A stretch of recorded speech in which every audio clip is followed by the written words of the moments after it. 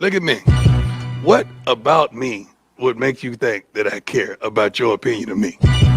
Your opinion of me is not the opinion that I have of myself. You ain't make me, so you can't break me. You didn't build me, so you can't kill me. You know what? God established me. So you ain't nothing you can do to me. I've been him.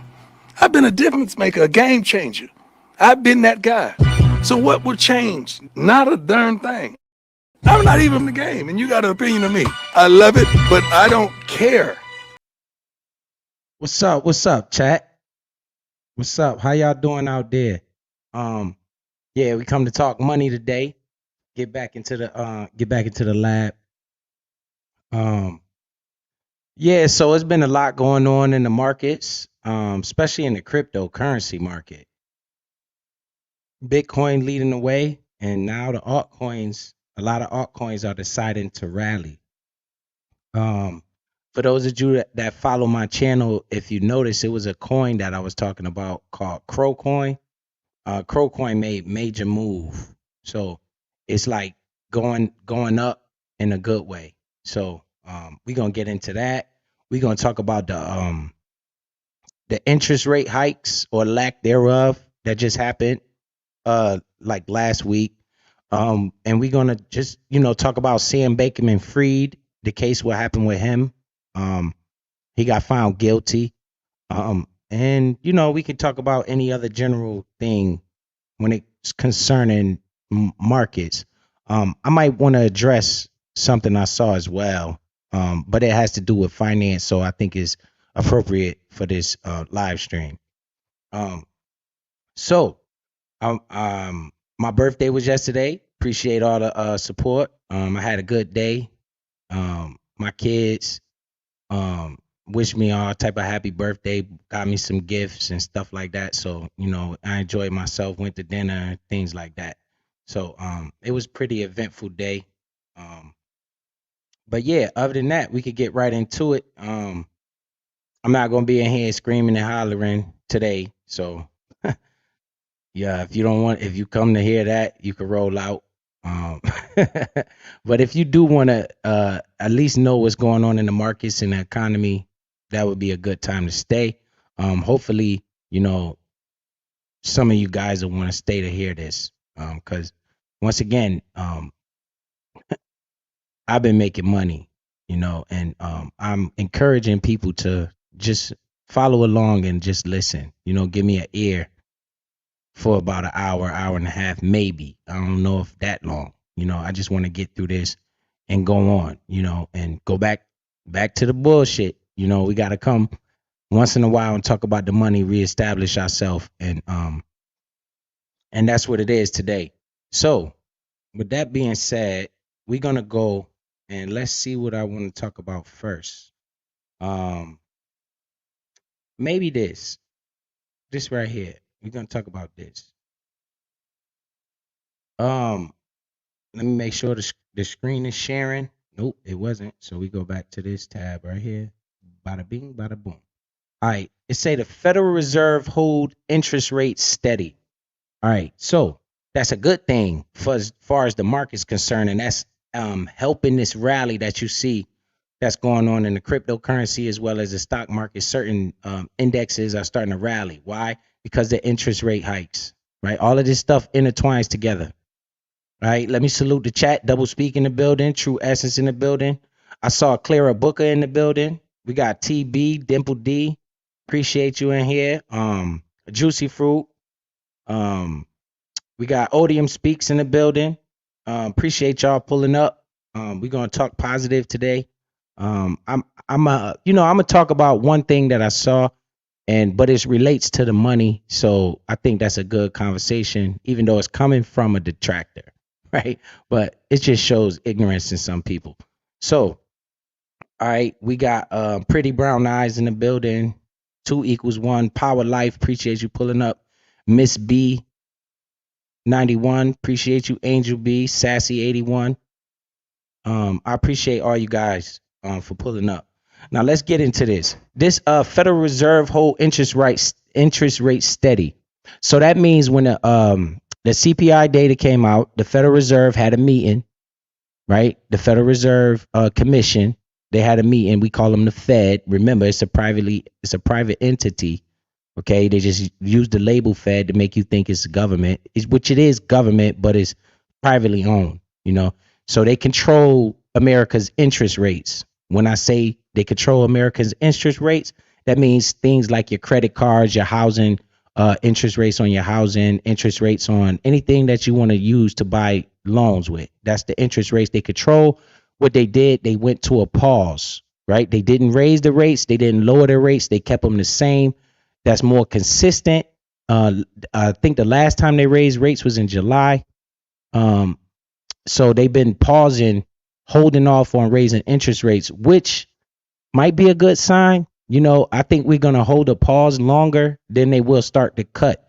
And guys, listen to me, okay? When they start to cut interest rates, that's going to be a positive time in the market, okay?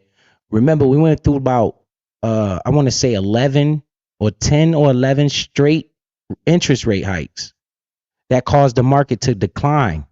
So when they start to cut the interest rates, the total opposite is going to happen.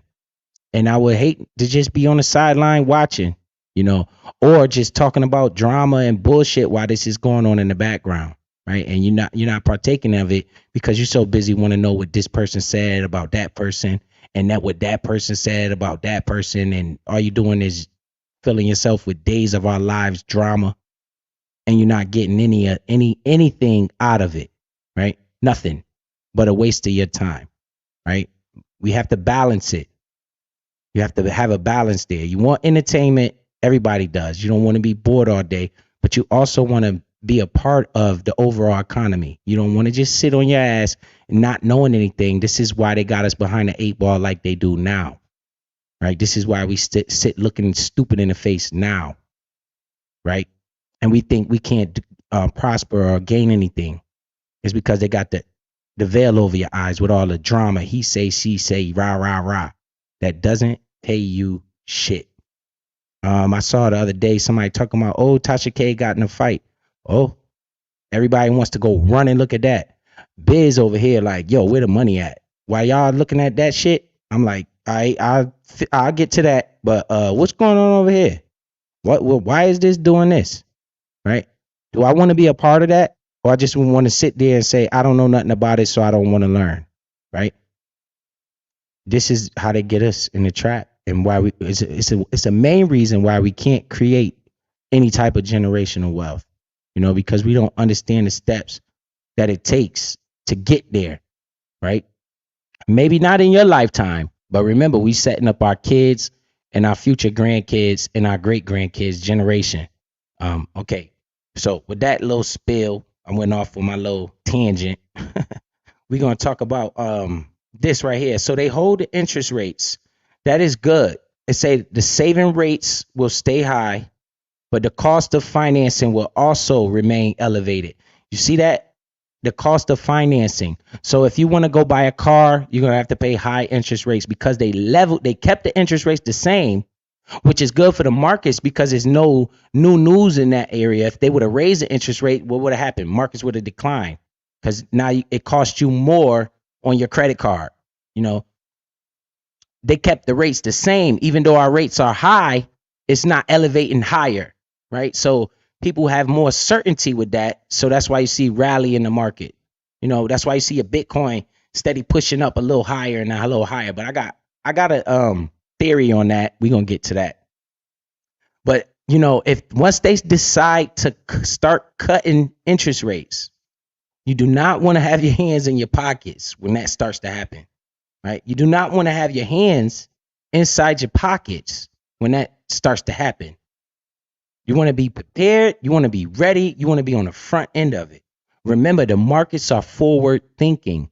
The market's thinking to the future. It's not about today with the market. It's about the forward future, right? So with these interest rates remaining steady, that's good for the markets. It's not good for anybody that wants to get a loan, like a mortgage or something like that.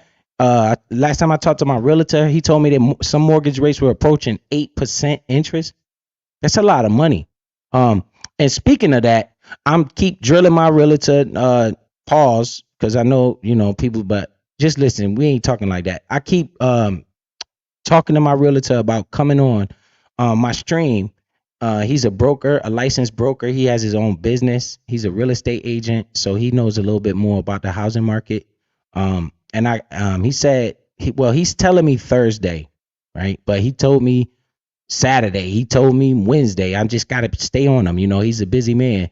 But, as much times as I asked him, he said, man, I'm going to do it on Thursday. I'm going to do it on Thursday. So Thursday, hopefully, I could get him to come on stream and we could discuss a little bit more about the market. We could interact with the chat. If any of you want to know anything about the housing market, he would be a good person to ask because that's his game. That's his field. His dad is also a finance manager. So he can't talk about finances because he's not qualified, but his dad can. His dad is a finance man. It's a family thing. He has the business. His dad writes the loans. So I think that would be a good thing for the people, especially people that's concerned on housing and things of that nature, real estate. We could even talk about commercial things and stuff like that. If you guys have any questions, you know what to do. The link will be in the chat. You hit the link and you come up.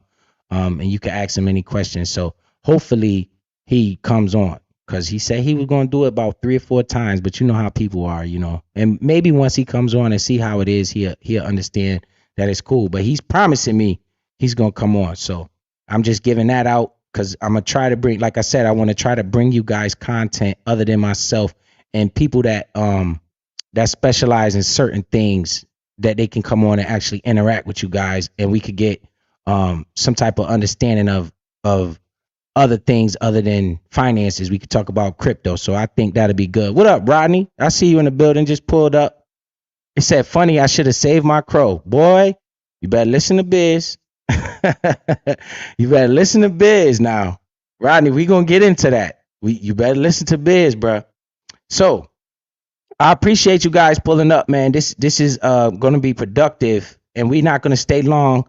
And I'm going to just get your ear for a second, and we can roll out and get back to the fuck shit. So the Federal Reserve hold interest rates steady. I told you about that. That's good for the economy. While they holding interest rates steady, that means your credit card debt and everything will remain the same. We want to be prepared for the rate cuts. We don't want to wait until they cut rates to start getting in the market.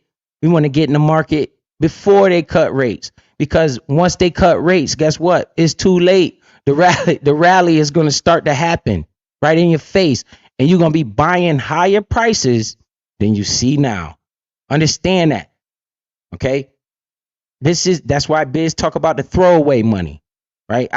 You wouldn't, Rodney, you wouldn't have had to sell shit if you didn't need the money or if you didn't give up. If we're gonna talk about it. We're gonna talk about it because that's what it's for. You got to understand that patience is key. Patience, you got to be patient.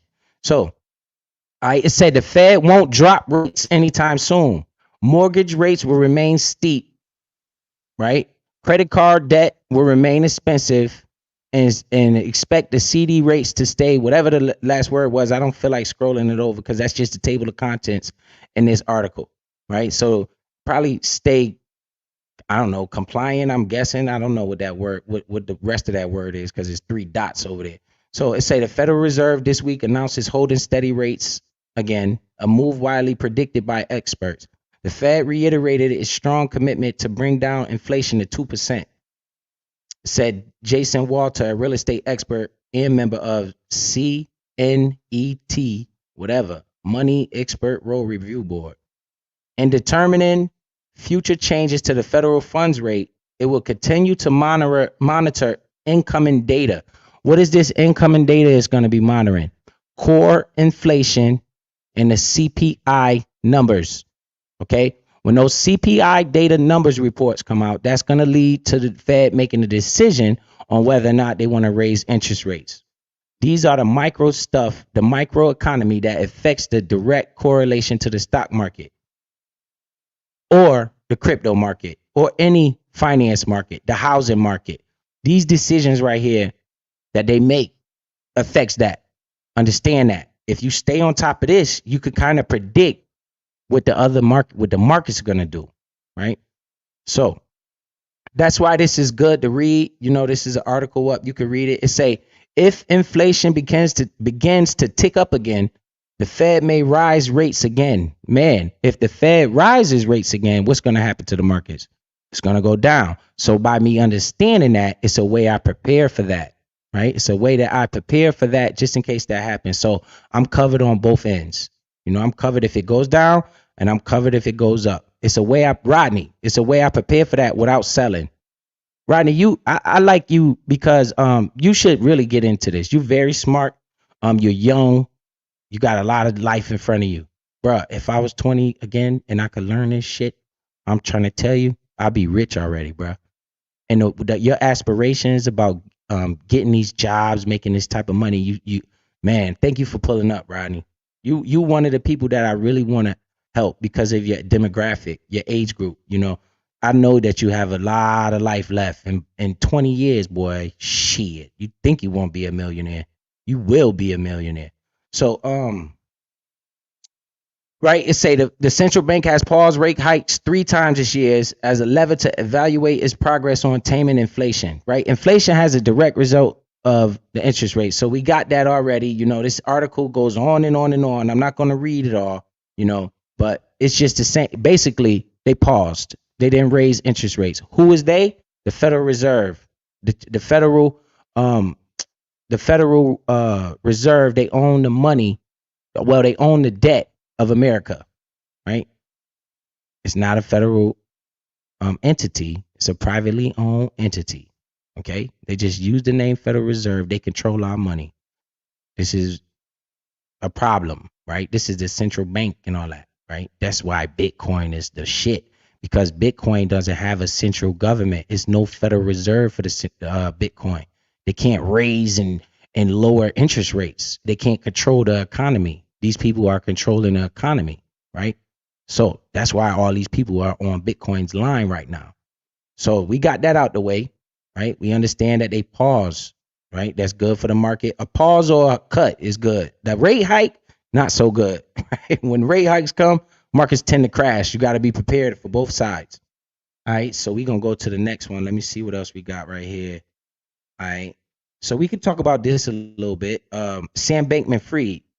This, in my opinion, right, this Sam Bankman-Fried issue, in my opinion, is very good for the markets, right? A lot of people say, "What you talking about, Biz? He got he was the fraud. He took a lot of money out of the people he stole for people." But once again, this has to be done. You have to clean up, just like we want to clean up the YouTube streets. You got to clean up these bad actors in the markets, right? When they got this Sam Bankman-Fried, he was worth like $40 billion, had the biggest crypto exchange, all type of people supporting him. You had from Shaquille O'Neal, Stephen Curry to fucking Tom Brady. All the major athletes was messing with this guy, promoting his business, and he gets caught in a big ass scandal like this. People say that's bad for crypto. I say it's good, because now we got this type of dude out the way. He's facing all type of jail time. What is that going to do? It's going to deter future people from trying to do what he did, and it's going to put in place security and laws for people just like this, for these bad actors, which does what? Strengthen the market, gains more trust in the markets, in the cryptocurrency. You're going to get more people trusting it because of stuff like this, right? It's the same reason why they give people the death penalty. Even though I don't fully agree with the death penalty, depending on what somebody done, that's why they have the death penalty, not only to punish the person, but to deter future people from committing those same type of crimes, because they know they're going to die. When you're faced with the ultimate death, it kind of deters you. So when you see something like this happening in the crypto market, this is good for the overall community, right? So what happened? Let's read. This dude crazy. It took exactly 1 year for Sam Bankman-Fried to transform from beloved billionaire to entrepreneur to convicted felon. On November 2nd, a New York jury found Bankman-Fried guilty on all 7 counts. Sheesh. Boy, he in big trouble now, boy. He was charged with by the Department of Justice, including defrauding customers and investors of his crypto exchange FTX. Bankman-Fried, the jurors decided was part of a conspiracy to extract more than $8 billion from FXT customers and funnel it to his trading firm Alameda Research, which then spent it on Bahama.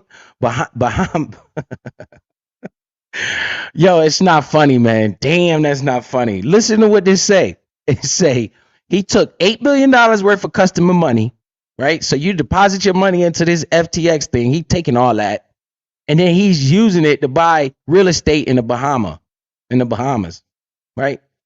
He started startup investments and political donations. What that mean? He was donating to the Democrats and the Republicans on both sides. This is what control your politics, people. He who got the money make the laws. He that's why he was able to thrive. If he's donating millions of dollars to both parties, it don't matter who win. They all of them owe him. He killing you. I'm gonna give you 100 million. I'm gonna give you 100 million. Let's get it. Who win? Remember, I gave you that 100 million. So when I need something for you to pass, slide that through the crack for me one time, so I can continue this fraud. You don't think this is how it's done? They talk about crypto being used for the enemy and the bad guys. Man, the United States dollar is the worst. That's they want to talk about Bitcoin. The drug dealers use Bitcoin. You forgot about cash? You forgot about dollars? Shit, dollar is the most. So let's see. Right? So this is what he was doing, donating on the political parties, right? Which allowed him to keep doing what he was doing for a while. The jury decision comes exactly 1 year after Bankman-Fried's empire first started to crumble. When the crypto coin outlet CoinDesk published a leaked balance sheet from Alameda, boy, they snitched on him. The balance sheet appeared to show that Alameda was in much more worse financial shape than it led on, right? So they talk about all that, and then look at that bottom line. Bankman-Fried faces up to 120 years in prison. And will be sentenced by Judge Lewis Kaplan at a later date. So they already found him guilty. Now he waiting for sentencing. And they say he faces up to 120 years. Up to. So what if they throw 80 years at his ass? You think the next person gonna want to keep trying to do this fraud shit he was doing? No. So what that's gonna do? Well, you're gonna have some bad people that come into business. You always gonna have corruption and shit. But what that's gonna do? Strengthen the market, right? Strengthen the market. This is good for crypto, in my opinion, right? In the overall grand scheme of things, because I'm not thinking about today or tomorrow or the next month. I'm thinking about 5, 10, 20 years from now, right? So that's what's happening right there. Let me check the chat. We got Clean in the building. Kim R said he's gonna be singing like a canary to get a lighter sentence. You damn right. He facing 120 years for that fraud, and make the next man think twice. So we got that out the way, so you know what happening. That's good. In my opinion, some people think it's bad because it just shows that more crypto can be used as corruption and stuff like that. But when I see the law is actually punishing this guy, it'll be one thing if they just let him off with a slap on the wrist. 120 years? Oh yeah. That's up to. So say he get 50, 60 years. That's still good enough, right? He's never going to see the light of day again. It'll deter the next man, which I believe is good, my opinion, you know. So that's the stance I'm taking on this news. Either way, it's not going to stop Bitcoin. No matter what the fuck happens, it's not going to stop Bitcoin. Bitcoin is going to do what it's do, regardless to what or who say what. All right, so we got that out the way. Let's go to what else I got here? We got this little Twitter post I saw. Okay, we can go over that. And then we're going to get into the crypto. Then we're going to roll out. All right. This little Twitter post I saw is very telling. All you guys know that I have investments. I have investments in a company called CleanSpark, right? They're a Bitcoin mining company. Now I want you to look right down here at this. You can see my mouse. This post this guy Mike Alfred made around 5 hours ago, right? I saw this. I said, "Oh wow, what is this? Fees on Bitcoin are exploding higher thanks to this guy, UD Wittenheimer, right? And the Ordos Brigade, right? All that shit, I don't care about that. This is what I saw that made me say, uh-oh. Say Bitcoin miners, the mining companies, the company that I own is CleanSpark, that's a Bitcoin mining company, are going to make a literal mint. And Wall Street hasn't figured it out yet. Buying opportunity for the entire sector. You understand what he's just saying? He's saying the cryptocurrency, the fees on mining Bitcoin are going up, right? So that means the Bitcoin miners are going to make more money. And he's saying they're going to make a literal mint, which means they're making a whole lot of money, right? In Wall Street, which is the stock market people, the big time investors, they haven't figured it out yet, right? It's a big time buying opportunity in this sector. Biz been figured that out, right? You understand, right? I've been investing in the Bitcoin mining for a while now, right? I've been seeing that. It's the writing is on the wall, in my opinion, right? I've been telling people to buy this stock at around $2, right? I've been buying it. I amassed like almost 3,000. Well, I got that pulled up too. So we see that. I can go here and show you my my company, right? What's my current stock portfolio, right? Remember, I have a stock portfolio and I also have a crypto portfolio. In my stock portfolio, I own a stock that's a publicly traded company called CleanSpark, right? That company mines Bitcoin. So even my stock that I own, which I only own this one because I'm trying to get a lot of money. Once I get a lot of money, you start seeing me buy some Microsoft, some Apple, some of the more blue chip cornerstones of America, right? A lot of people say, "Hey, why you don't got Apple?" I say, "Look, Apple got a $2 trillion market cap, right? You got to understand market cap. In order for Apple's stock price to double, the market cap got to double, right? I'm looking for a smaller company that can grow into a company the size of Apple, right? That'll grow my bag that big."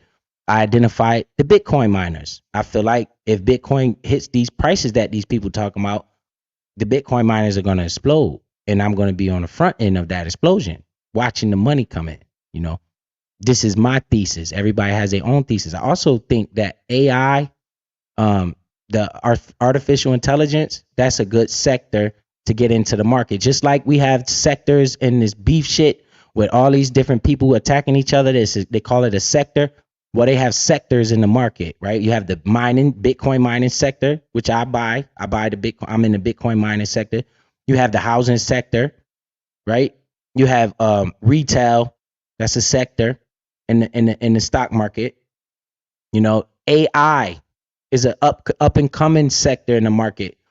I believe strongly in AI. I seen other day my son was telling me about they got this thing out now where you could just tell it to write you an essay and it'll write you a whole essay. I'm like, bro, ain't that plagiarizing? He said, no, you could tell it how to write you an essay and what to put in there, and it'll write the essay for you. You could tell it you need a 4-page essay, 1,000 words and all this shit, and the damn AI will do it for you. You could turn that into your professor. What? That's cheating. But this is what's happening in the world.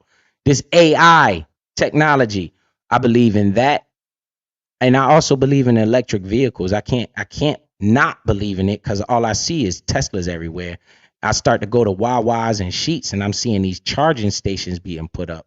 So I'm believing in electric vehicle charging station, right? That's one of my big things because I just see where Exxon and the gas stations are going with the cars.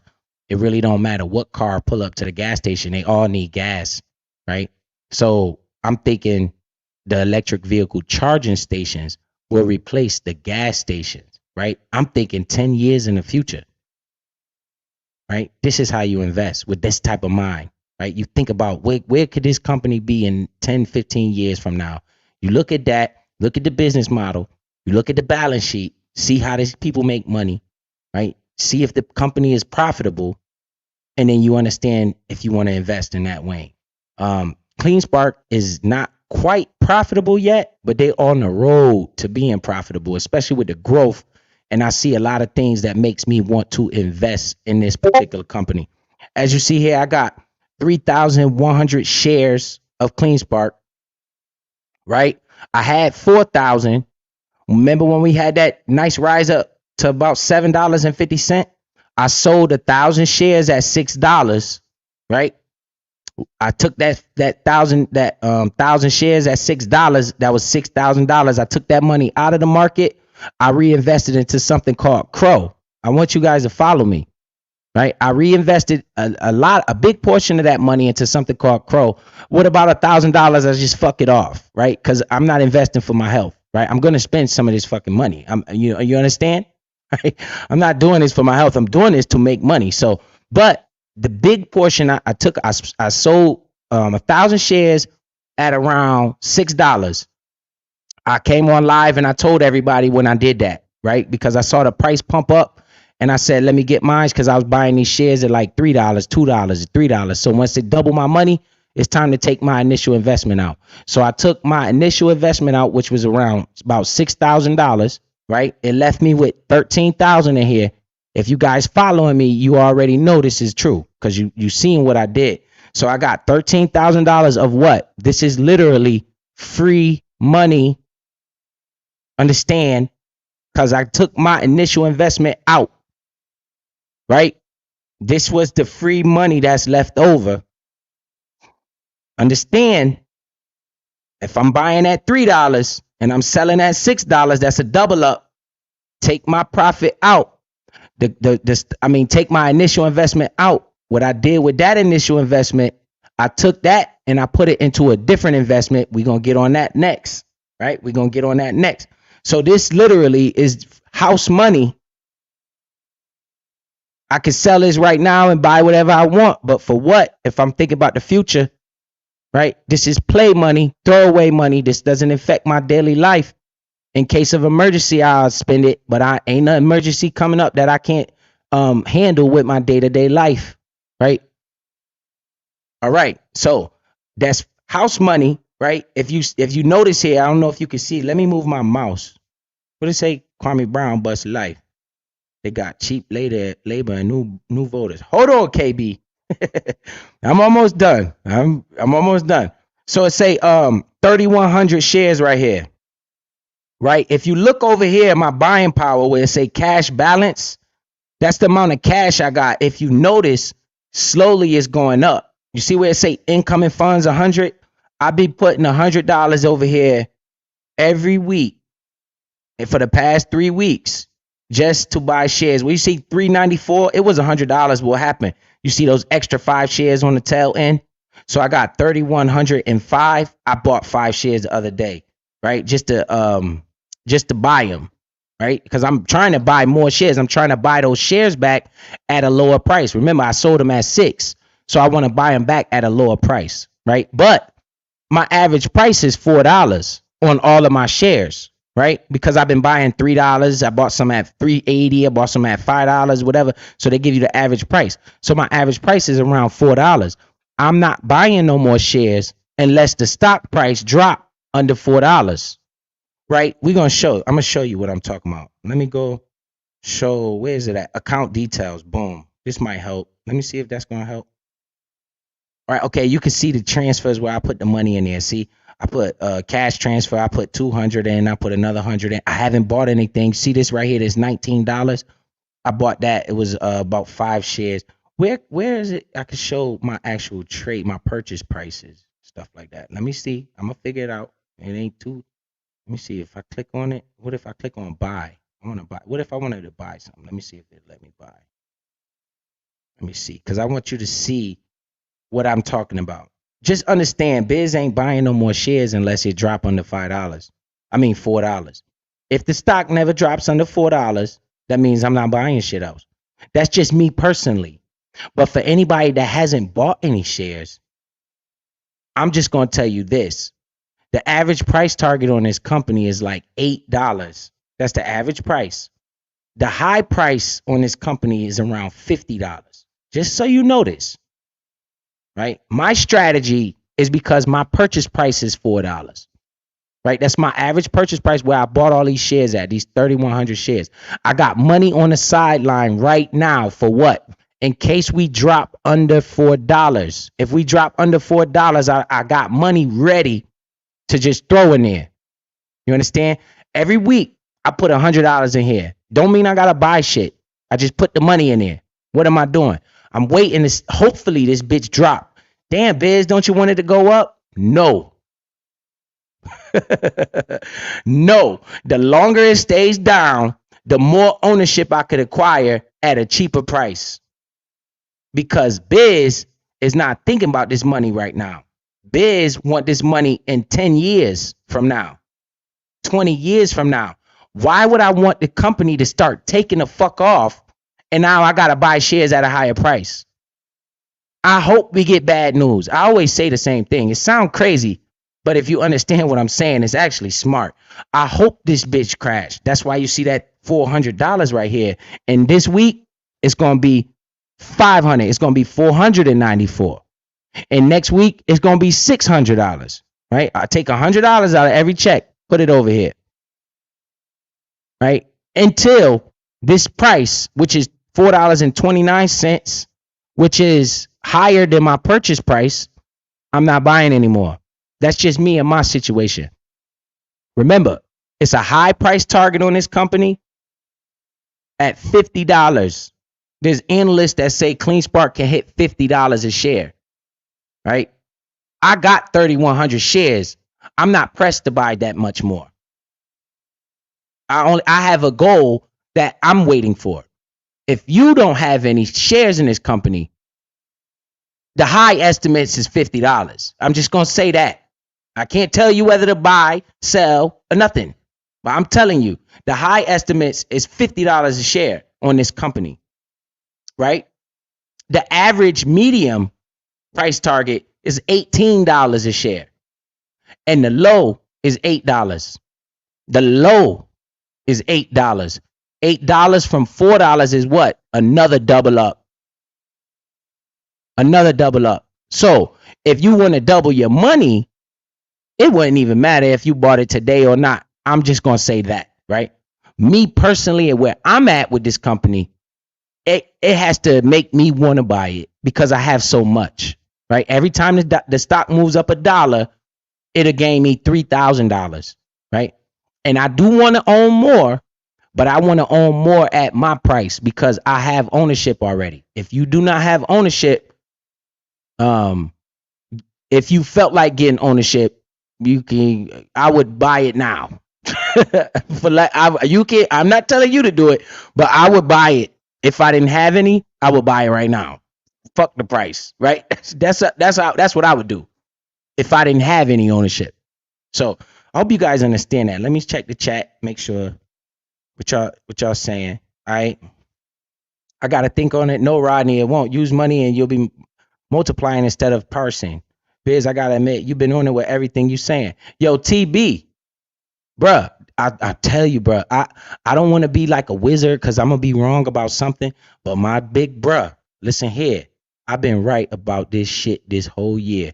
Bitcoin was sitting at $15,000 in January. Biz was coming on saying, I'm about to go to the bank and get a loan and buy this shit. Motherfuckers laughing at me. I said, bro, y'all don't understand. I'm looking at the chart. We at the bottom of the market.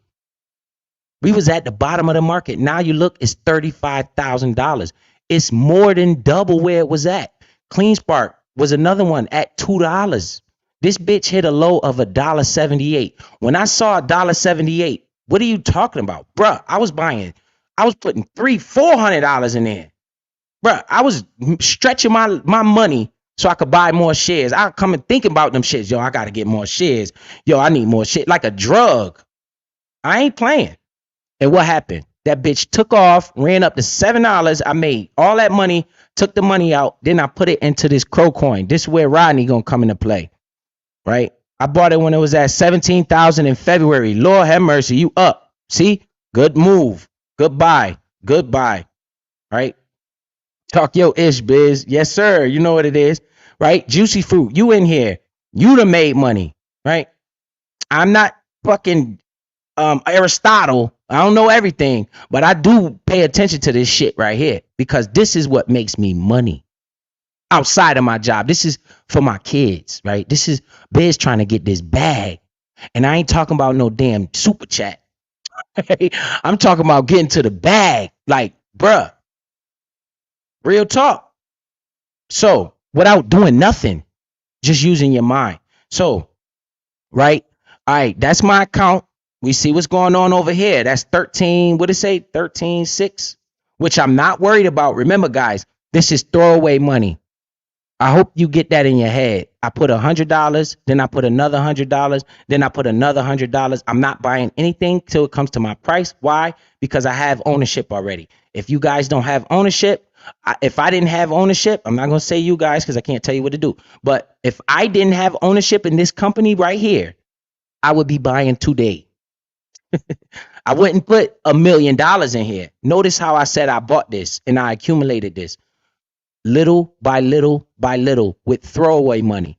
They say, Biz, why? Because if it drops, I don't give a fuck. I would have spent that $100 on something else. I use money that I'm going to burn anyway, and I invest that money.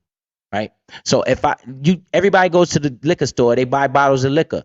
Instead of buying 2-3 bottles of liquor, how about you buy a bottle, a big bottle and a small bottle? That's a bottle and a half, and take that other money and throw it away in trash, which is an investment. Right. Throw it into the trash. So if I'm making, say I'm making $1,700 a week at my job, right, and I take out $100 of that, what is that going to do to me? Nothing. If I take $150 out of that, what is that doing to me? Nothing. That's bullshit money. That's shitty money, right? I don't care about this money. I'm about to throw this shit in the trash, right?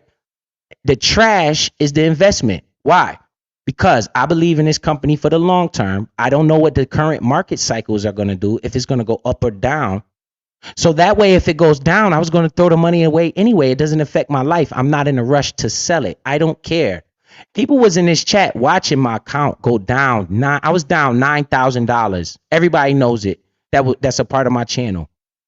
I was down $9,000 in the market, and I was coming on here excited than a motherfucker. You can ask anybody in this chat. They're like, yo, what's wrong with this dude? Man, listen here. I'm about to get this bag. And I kept wanting to buy more and more and more and more and more. Because ownership is the key to wealth, not money.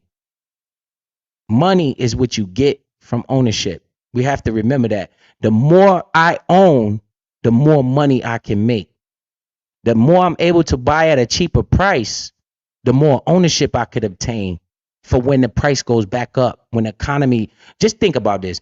The economy, we had an all-time high interest rates and all that shit. Watch when they start cutting them interest rates. I just told you they got a low price target on this company here at $8. Once they start cutting interest rate, we're going to see $8, $9 easy. Understand that. Biz not telling you to go rush it, dump your whole life savings and nothing. I said periodically, throw away money. That way you don't miss it. That's what I said, dude. What I'm doing. Right? I'm not gonna, I got $10,000. Let me put all 10,000 in at one time. That's foolish. That's dumb shit. Because what if the market drop? Then you're gonna be like, man, fuck this shit. You're gonna quit and leave. That's what they want you to do.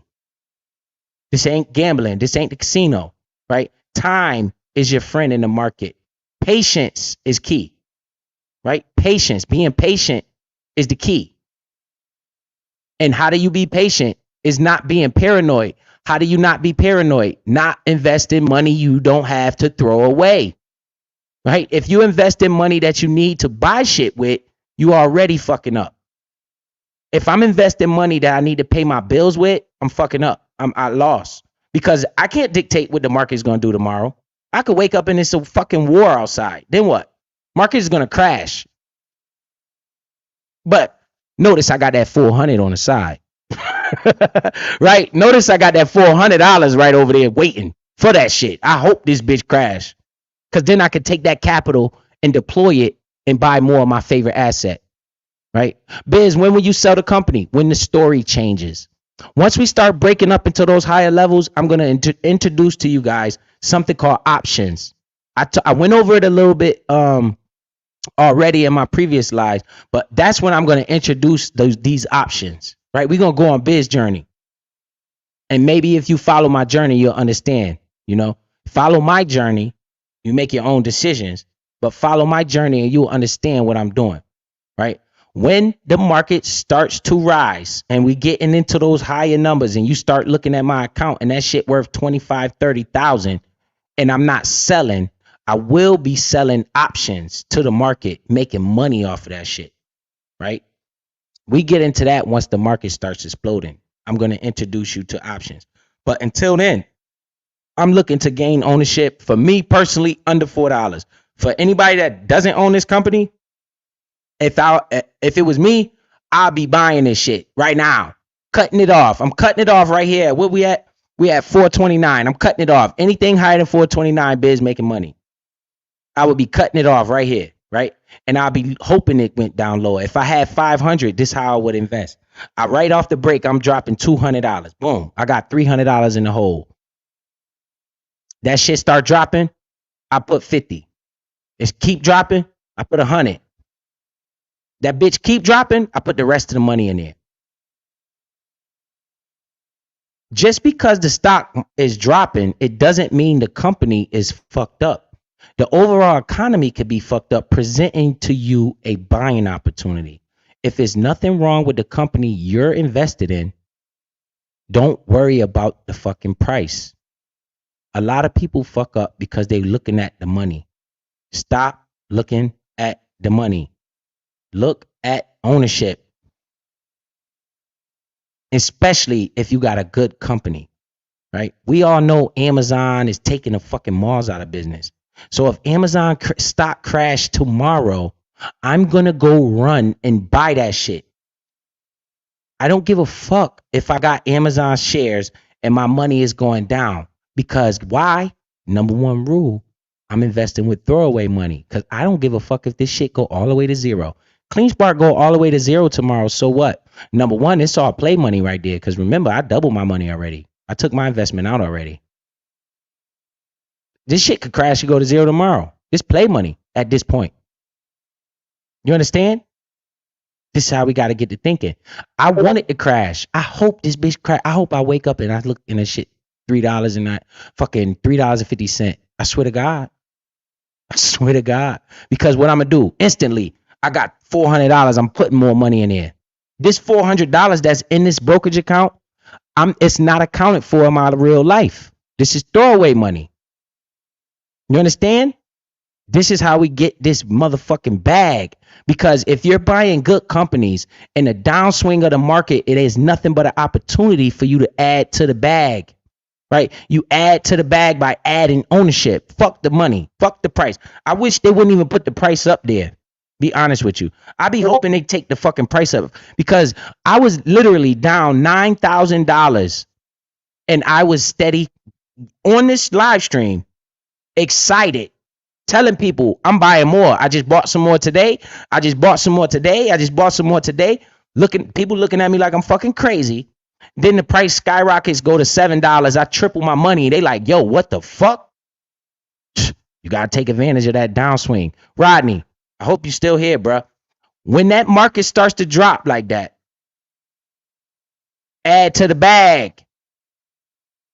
Don't put enough money in there where you're going to be scared from the beginning.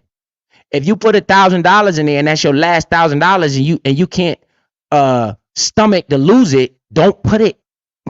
Right?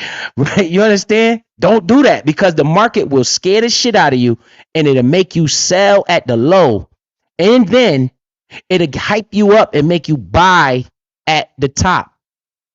And that's how 90% of people lose money. They run in there when they see the market start to exploding. You watch and see.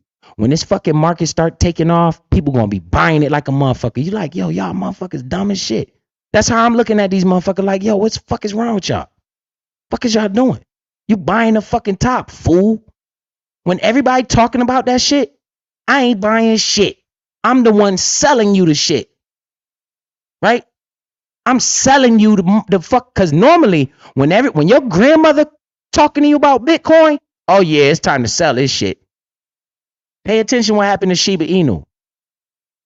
That motherfucking Elon Musk went on Saturday Night Live and talking about Shiba Inu. Do you know that was the top of the market? That was it. Once he went on live and was Saturday Night Live and was talking about Shiba Inu, time to sell. The next day, that bitch crashed. Right? You got to get in at the base. A lot of people miss the base. It's still not too late. They got price targets on Bitcoin at $100,000. If Bitcoin hits $100,000, CleanSpark gonna be every bit of $50. I ain't fucking lying to you. This is my opinion, right? I'm giving you my honest opinion. If Bitcoin hit $100,000, bro, CleanSpark gonna be every bit of $50. I got 3,000 shares. That shit gonna be worth 150 grand, easy. You're gonna be like, what the fuck? I understand that. I don't give a fuck. I'm buying more and more as I can. So now we got that spill out the way, right? You see that? Let me check the chat, see what's going on.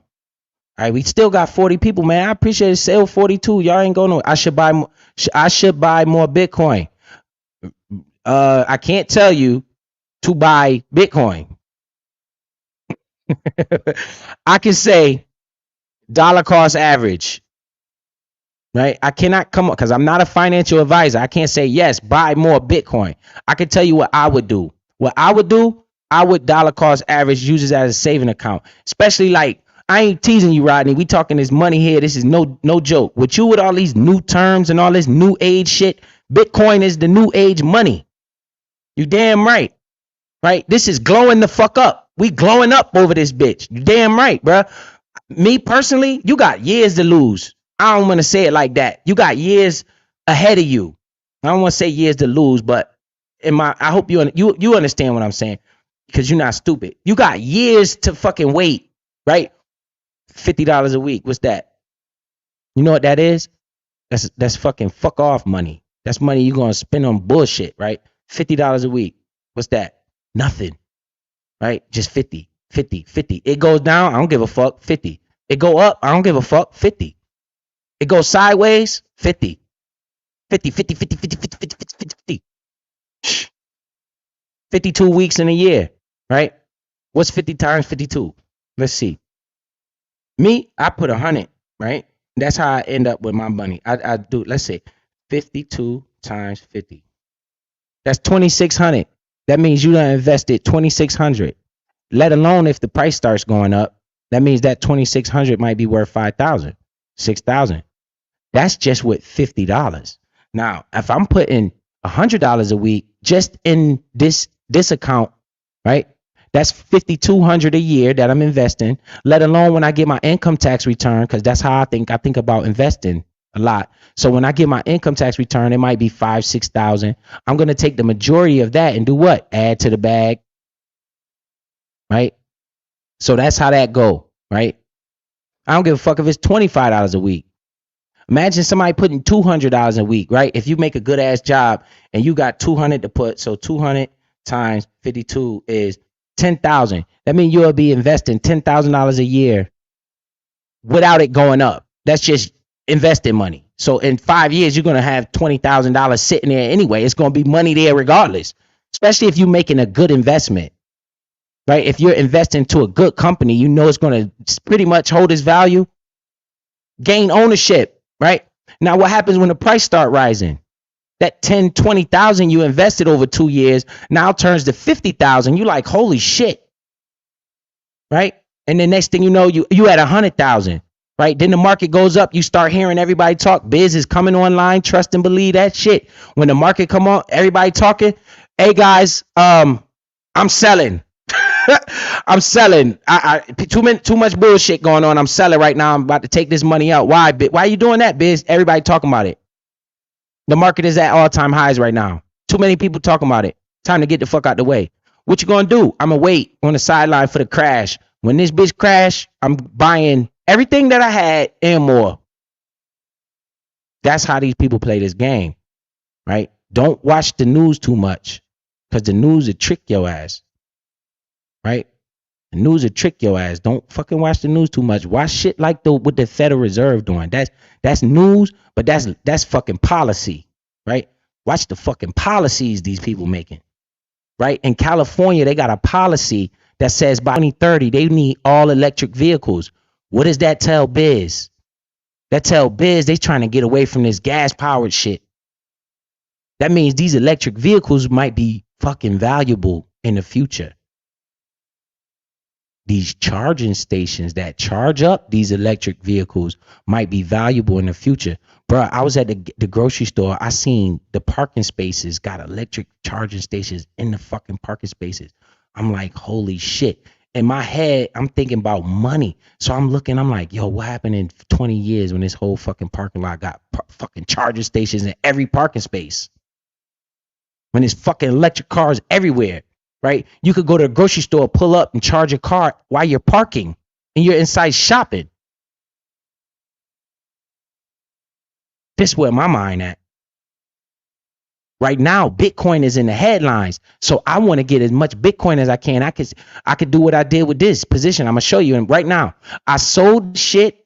And what did I do? I bought CRO at the bottom. So let's go talk about this CRO. I've been in Ripple for a while. It was at 83 cents yesterday. Woo! That bitch went to 80 cents. Damn. Yeah, Odium Speaks. You about to make a pretty penny. It said Rodney Gordon, you playing, you already know what to do. What the hell Rodney talking about? He glowing up in this motherfucker? What Rodney talking about? Let me see. I still have 1.2 Bitcoin. What? You got 1.2 Bitcoin? Rodney, you in the... Bruh, if you ain't capping right now, and you got a full Bitcoin, I need to show you something. Yo, you in the rare company. Not too many people got a full Bitcoin, bro. 1.2? Damn, that's more. You all right, Rodney? Good. Add to that shit. And you got 10 Ethereum? Oh, yeah. See, that's that new school shit. You about to get that money. The young kids know about that shit. Rodney and this motherfucker glowing up. Yeah, news be lying like a motherfucker. You right, Trina. What's up, Miss Trina? All right, so this is what happened to me with my other investment. I'm going to show you right now. We're going to stop this screen because I got to pull up the email that I sent to myself, because Rodney's in this motherfucker. Maybe I could get Rodney to show me how to share my phone to the computer so you can see me pull up this shit on my phone. So right now, this is my crypto.com account, right? This is my account for my CRO coin. I got a whole different account. The first one you saw, that's my brokerage account. That's where I buy my stocks at, right? This is the crypto account where I buy my crypto at. I got over 100,000 CRO coin. I got 108,000 CRO coin right now, right?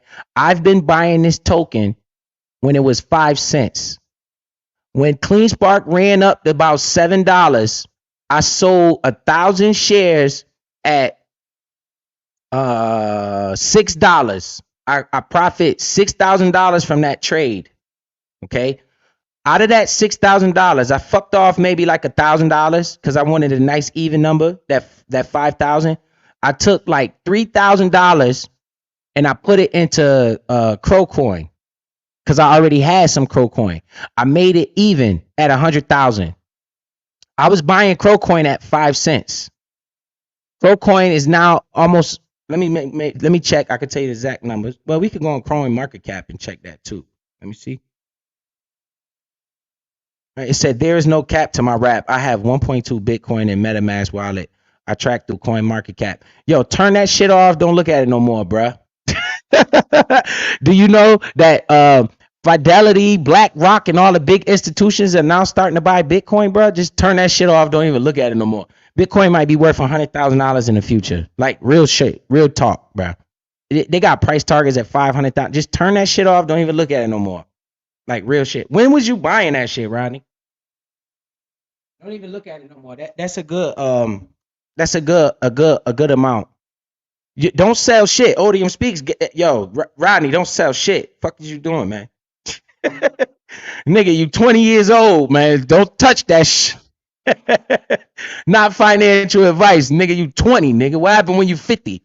That fucking Bitcoin might be worth 200, 300,000. You're gonna be slapping yourself in the face if you sell that shit. You better not touch that shit. Nah, he ain't selling shit. Yo, turn that shit off, bruh.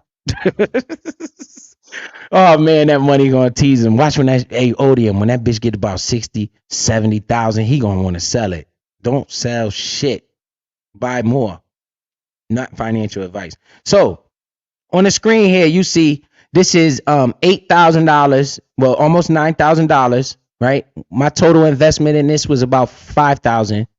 I had 100,000 CRO when it was 5 cents. So that means every time it goes up a penny, right? So if it go from 5 to 6, I'll get 1,000. So it went up to around 8 cents, right? So if you look on the screen, this is what they call staking. This is in crypto. So what I'm doing is my $5,000, I put it in CRO. Then I moved the CRO from the exchange. The exchange is the actual crypto.com app that I buy my CRO or any crypto on, right? I download the regular crypto.com app. It's a blue app. They have a DeFi wallet. The DeFi wallet is a white app. Same crypto.com, but the white one is the DeFi app. The DeFi app. What's that? All right, so the DeFi app. Once you get the DeFi app, you can stake your crypto on there. When you stake your crypto, you get rewards for staking your crypto, right? So they give you crypto just for staking it. You get extra crypto. That's what I've been doing. When you say stake it, what does that mean, Biz? When you stake a crypto, that means you leave it on the in the staking pool. My pool is called IC CRO, right? That's my pool that I stake my CRO in.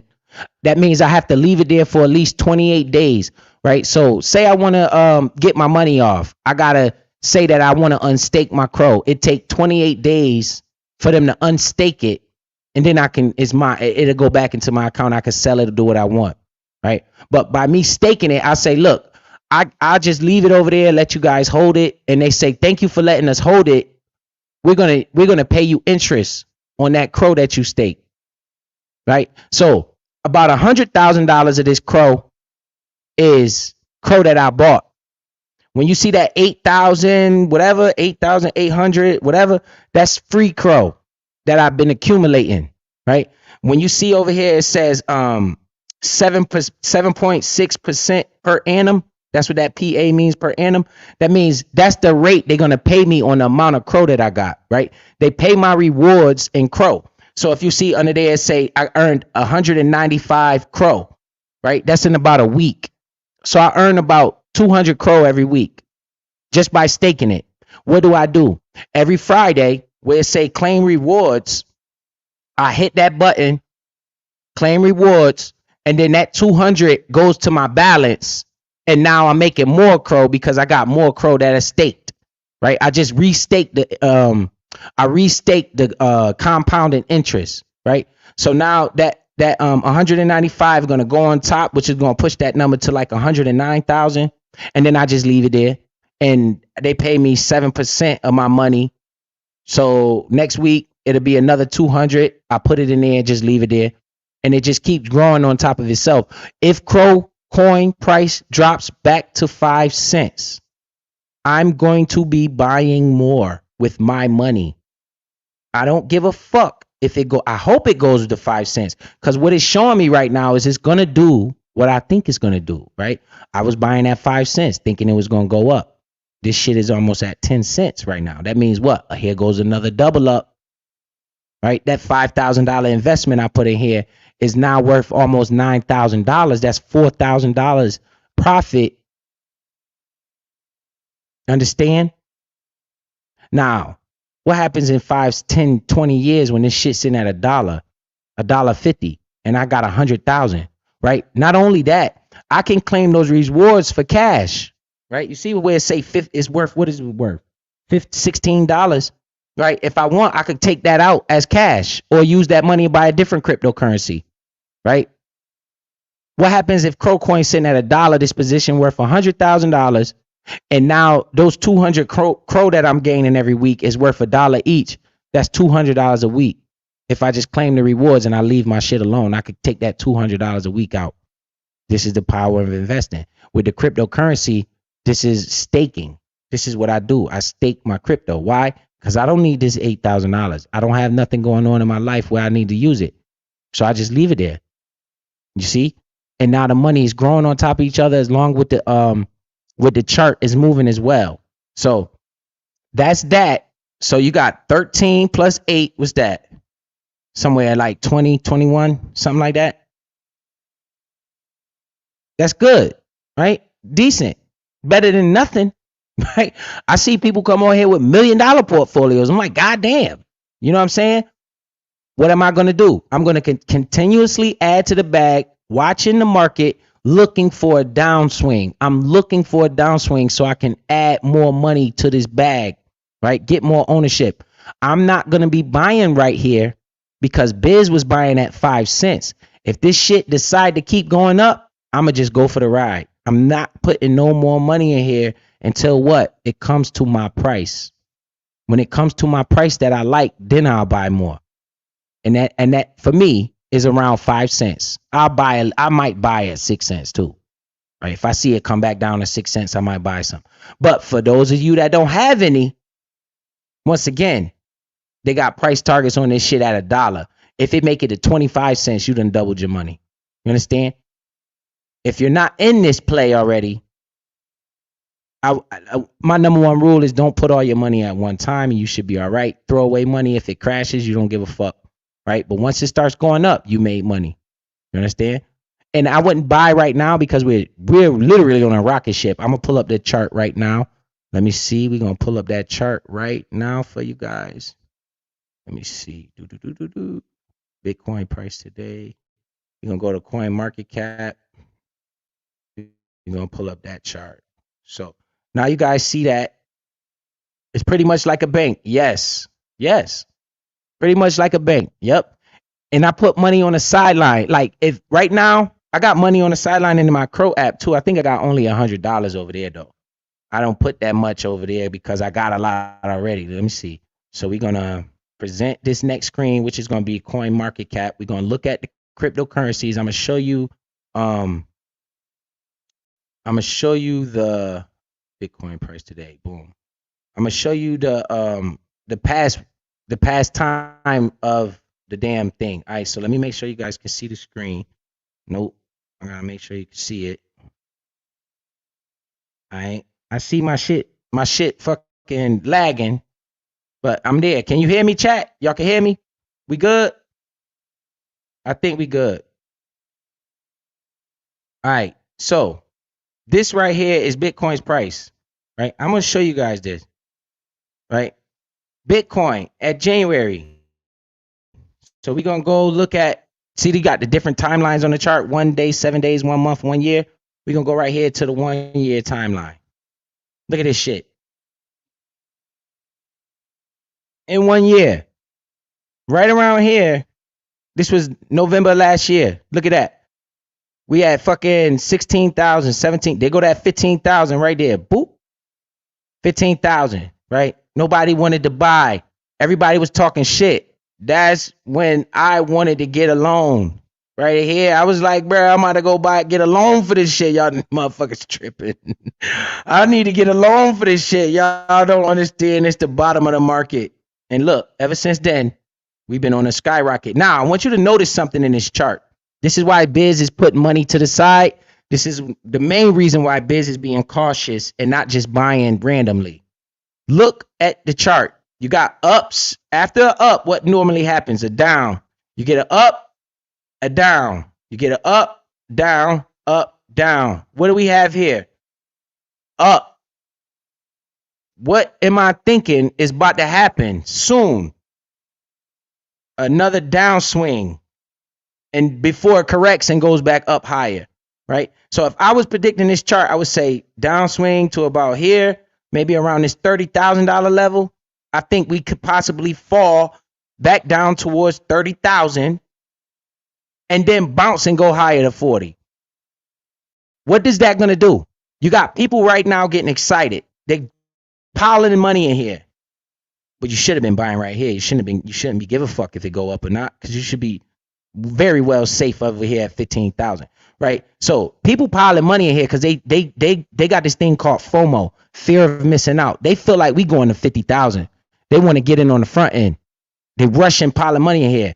That's when Bitcoin likes to do a shock and trick you. You bought up here, then it's gonna drop down to 30. You're gonna be pissed because you're gonna be like, man, damn, fuck this Bitcoin. I bought right here. It's gonna go to 30. This way you're gonna sell at because you're gonna be scared. You won't count your losses, right? You're gonna sell, think it's going lower. What's gonna happen? Reverse, go higher than this 35. Once it start to reverse, this is what the psychology of people is. It's gonna go back down. It ain't going nowhere. And next thing you know, that bitch 38, 40, 41. Then you buy again at 41, like a fucking idiot. Right?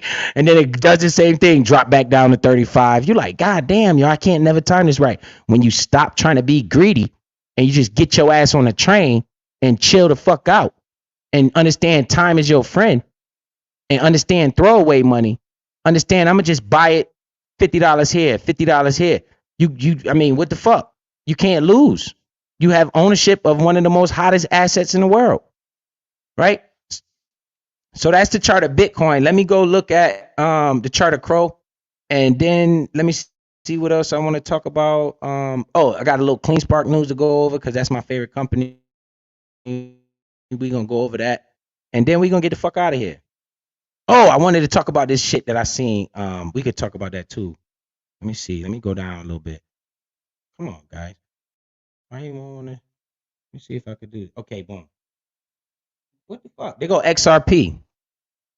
This is what ODM Speaks got. That shit made a mistake and landed on XRP.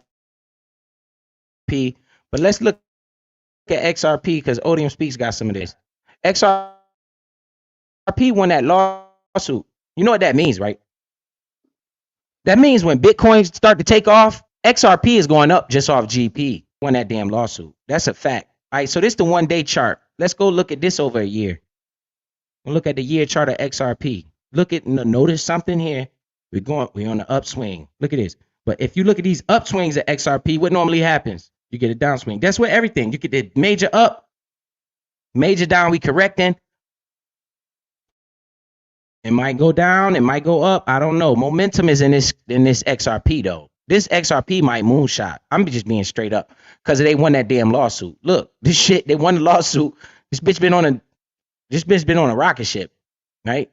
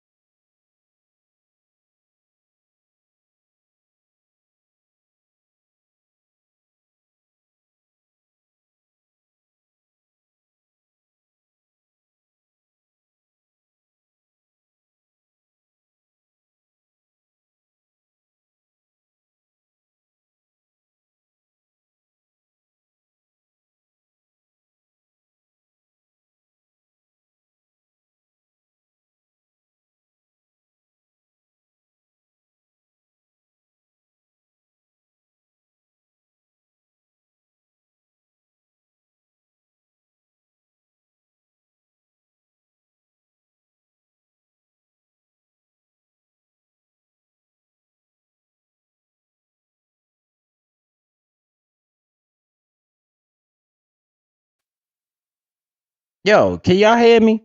This stupid ass stream just kicked me out. I hope y'all. Alright.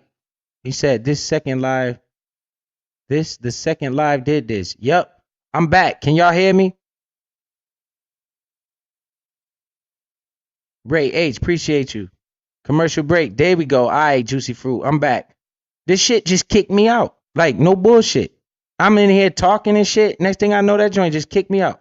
So, you know, the heck with what they talking about. Let's get right back to it. That's crazy right there. So we back. You know, I lost some viewers, but they'll be back. I'm glad that people are paying attention though. That's the main thing. The channel is growing right in front of your face. All right. So we're gonna go back to this chart. Then I'm gonna get the fuck out of it. I want to go over this one thing that I saw. I gotta show you guys this because this lady was tripping. So look, you got Chronos. This Chronos chart. This is what I've been buying. We could go to the 1 year chart of this as well. Right. You see how we coming back out of this rut?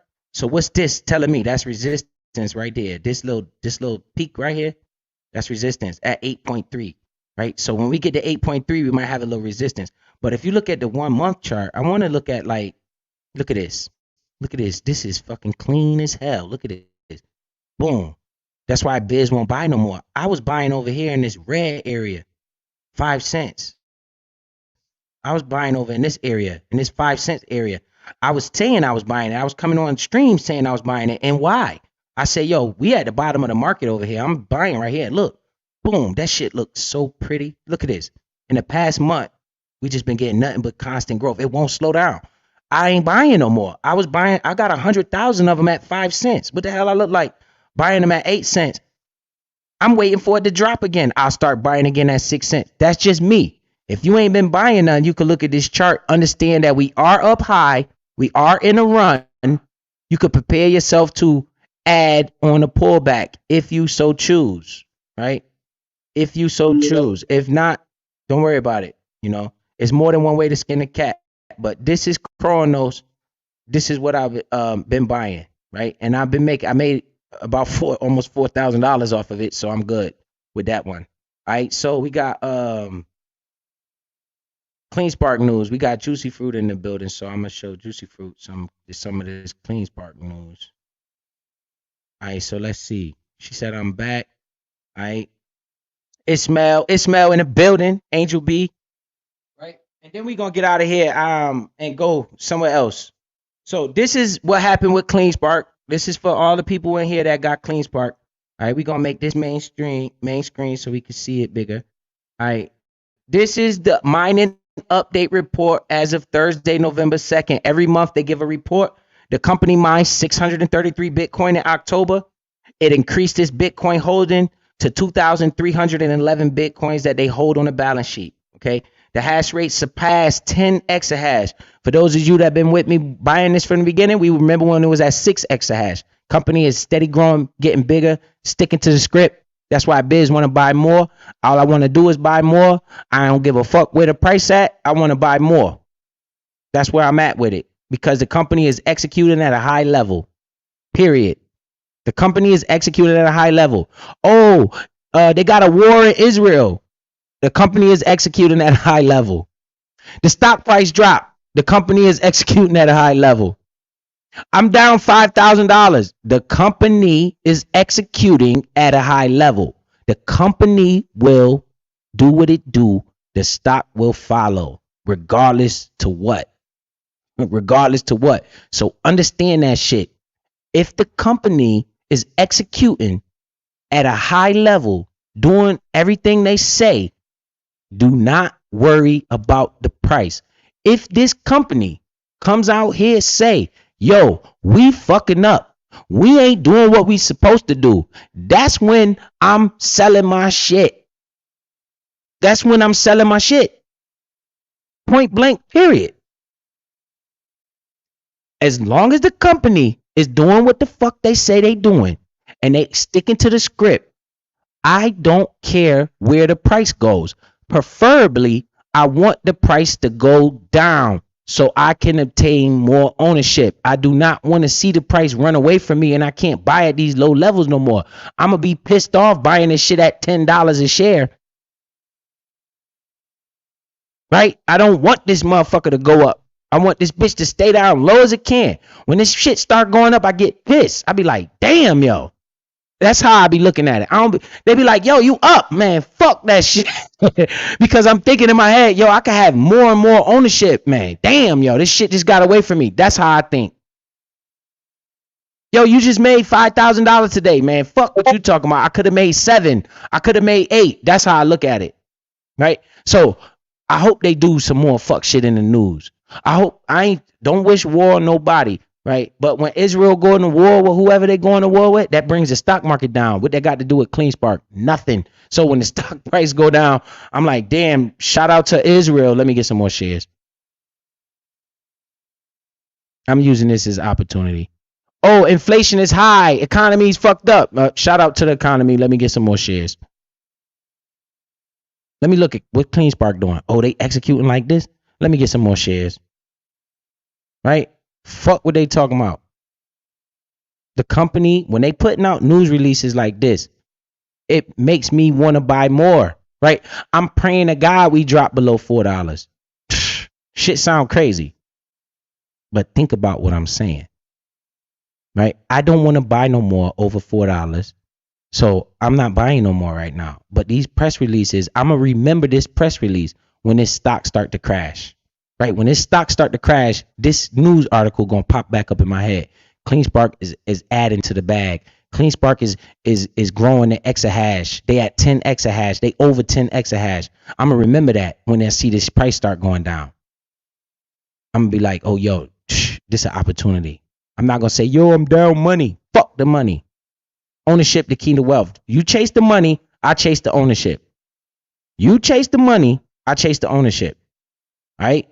So the company mined 633 Bitcoins in October, increased its holdings to 2,300. Hash rate surpassed 10 exahash per second. Las Vegas, Nevada. Where's my damn mouse at? Don't tell me this fucking... Oh, there we go. I'm about to say, don't tell me this computer doing this shit again. Right? So Las Vegas Clean Spark Bitcoin miner released this unaudited Bitcoin mining and operations update for the month ending in October 31st. Right? We not too far from that. That's why Biz like to come on spaced out, because I don't want you guys rushing and feeling like you obligated to do certain things. You know, you take your time with it. Nothing but time in the market. You know, patience, is a virtue. Right? So our record achievement of 10 exahash with nearly 89,000 operational machines demonstrates our ability to maximize efficiency to produce more hash rate using the same amount of energy.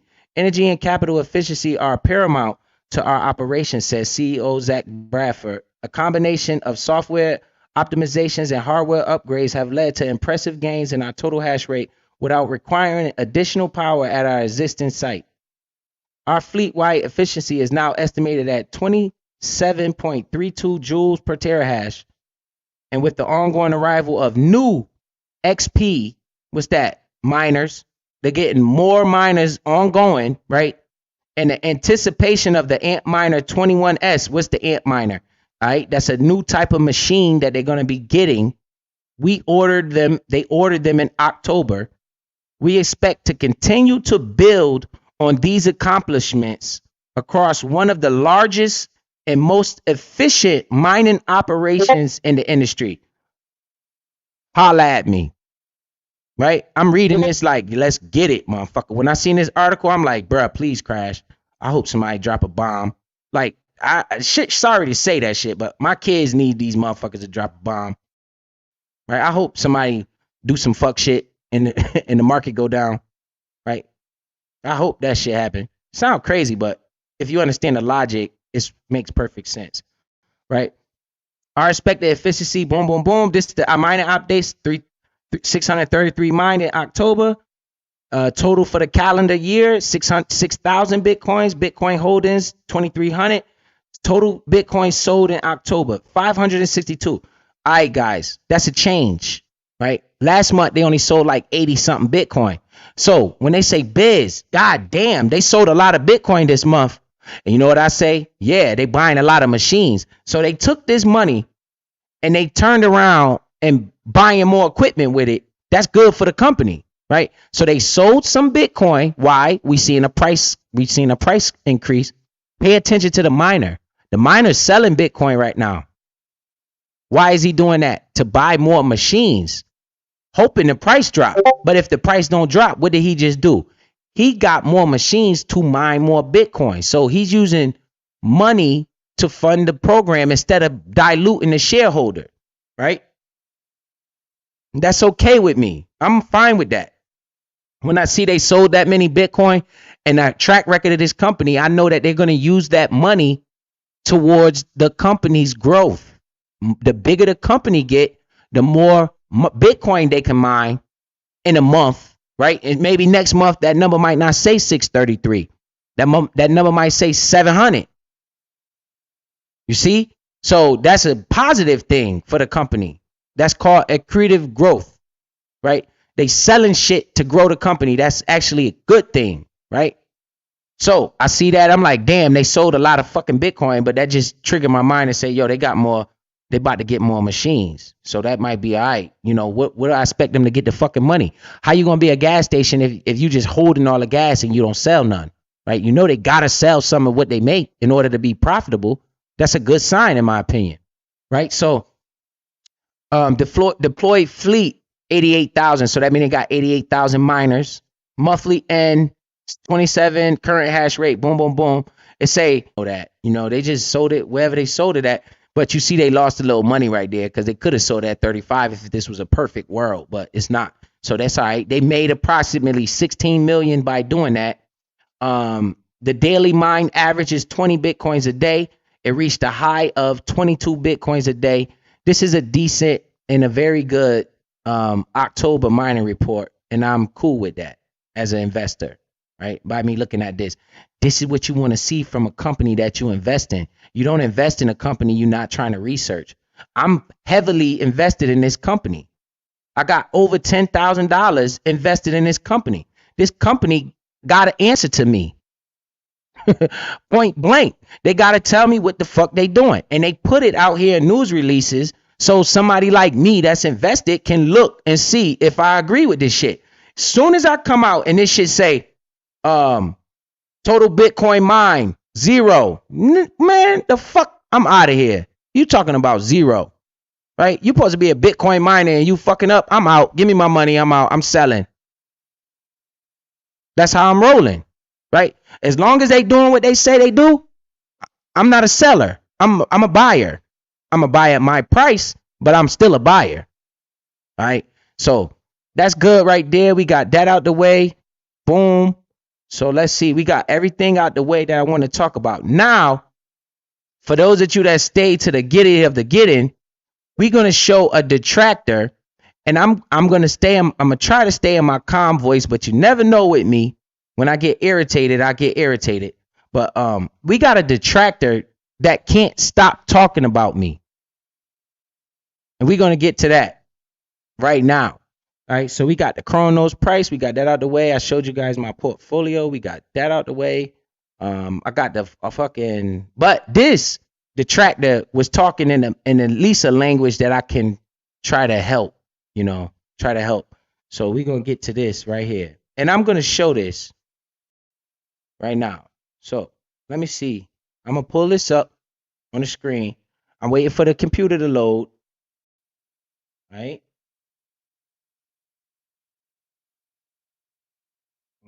I'm pulling this up on the screen because I saw this and I said, look at this fucking idiot.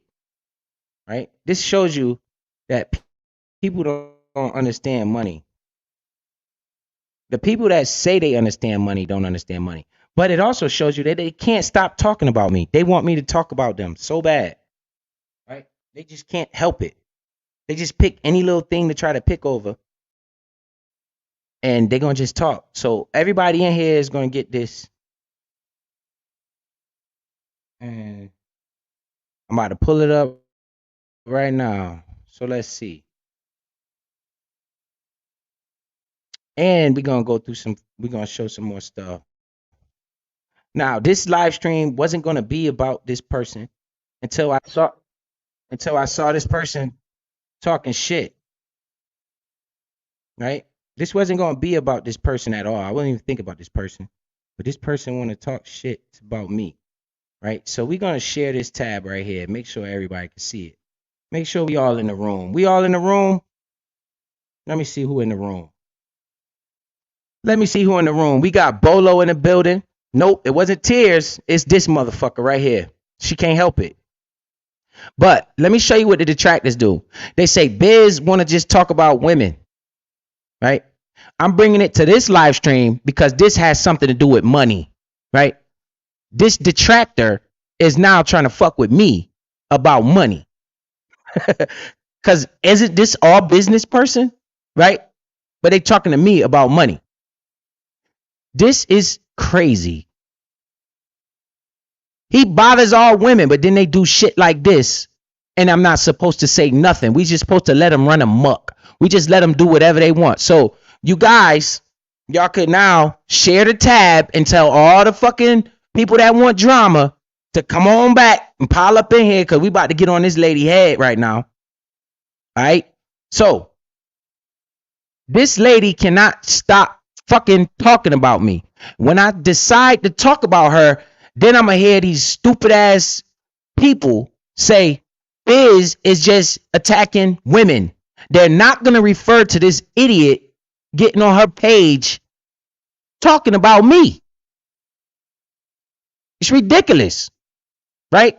She is not gonna just say anything to me and I don't say nothing back. Now, if it wasn't about money, I might not even have mentioned it on this stream, right? But mom boss, get your ass in here and learn something from the kid, right? You don't gotta type, you don't gotta let nobody know you in here, but I'm gonna teach you a thing or two, Miss Lady. You are business because that's what I'm about. I'm about helping people and teaching people, right? But don't tell people that I'm just attacking you and shit like this when you gotta go make videos about me. Right? So we got people in the building. I'm gonna go and show you. Wait, hold on. It looked like I got a super chat. I didn't even notice. I'm so sorry. We got Ballhead Wayne. Salute my brother Biz in chat. Hey, Ballhead Wayne, I appreciate that, bro. I didn't see the super chat when it came because I was basically like trying to just give the lesson. I appreciate that. You know, I appreciate that. Like real talk. If you still here, I know the stream fucked up, but I'm respecting your Cash App, man. I appreciate the donation to the channel. One love, my brother. Appreciate that. I didn't see it while I was going through because I was just trying to get. You see what this is? She's trying to sell her sexuality. She's still on the stripper pole with writing shit like this. That's her mind state. Okay, the fucking thought, right? So we go to this short. This is why Biz even bringing her up, right? Look at what this fucking idiot did. Right? When calling other broke fell. When calling others broke fell. Let's see. Telling me that you still owe like $300,000 on that house? What? Right, but there's debt. We know. Look at Baby Tilda. Telling me that you still owe like $300,000 Can y'all see this? on that house? Can y'all see this? What? Right, but there's debt. We know. Now look, she's trying to undermine me, right? Because she's fucking don't understand English. Telling me that you still owe like Look what she's doing on that house? What? Right, but there's debt. We know.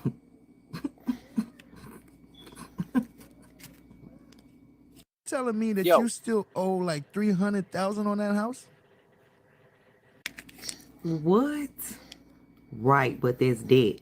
We know. All right, so basically she's trying to say that because I owe $300,000 on my house, that's stupid. Like I'm stupid. When it say when call wait, I'm gonna pause this shit. Right, but there's all right.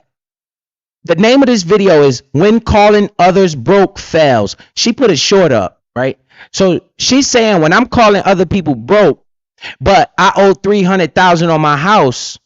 She's saying, right, but that's debt. Ha ha ha. Shaking her head. Number one, never pay a house off cash. This lady don't know money. She know how to sell you a goddamn $19.99, right? Sis was asking me a question. Notice how the idiot didn't play my response, right? All she played was the question that Sis asked, right? She didn't play my response to Sis. Then she's up there laughing like I'm broke, and I'm telling people they broke because I owe $300,000 on my house. Does she know my house is worth $470,000? So if I owe $300,000 on my house, that means I have $160,000, $170,000 equity in my house. Does she realize that? No, she don't. But am I supposed to not respond to this and let them run amok, especially when you're talking about money? Now, see, this is right up my alley. I'm definitely responding to this. This is right up my alley. You talking about this money. Pull up a seat, little skinny mini, and come holler at me. And you tell me, what sense do it make to pay a house off cash? None. I'm going to have my realtor come on here in a couple days, and we're going to talk about the housing market. And you need to understand that debt is money, right? Debt is money. They have places out here that buy your fucking debt from another company so they can make money off of you, right?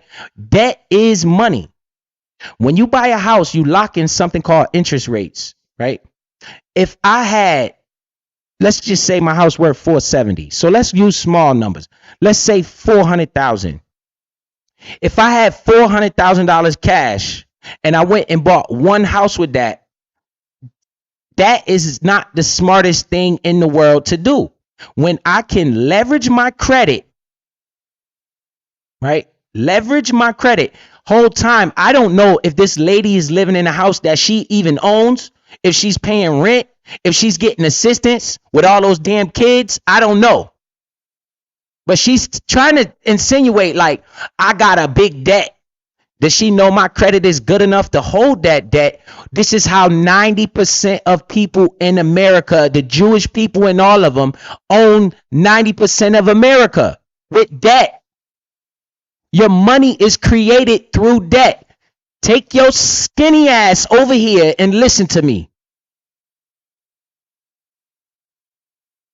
If I had $400,000 and I put down 25% on us, let's say a $300,000 house, right?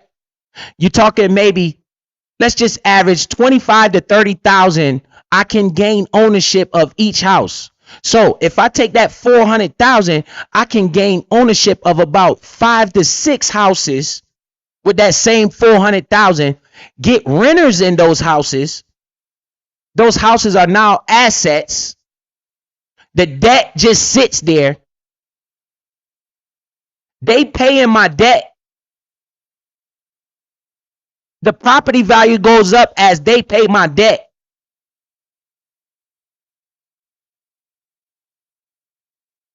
I'm winning. I'm playing Monopoly out here. I'm leveraging my credit to get debt in a house.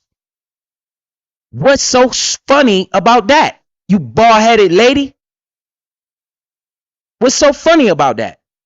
You just can't help it. You got to go on your page and make a video about me, and I'm not supposed to say anything. And then when I say something, you get people like, I don't want to call these idiots names, but you know who you are.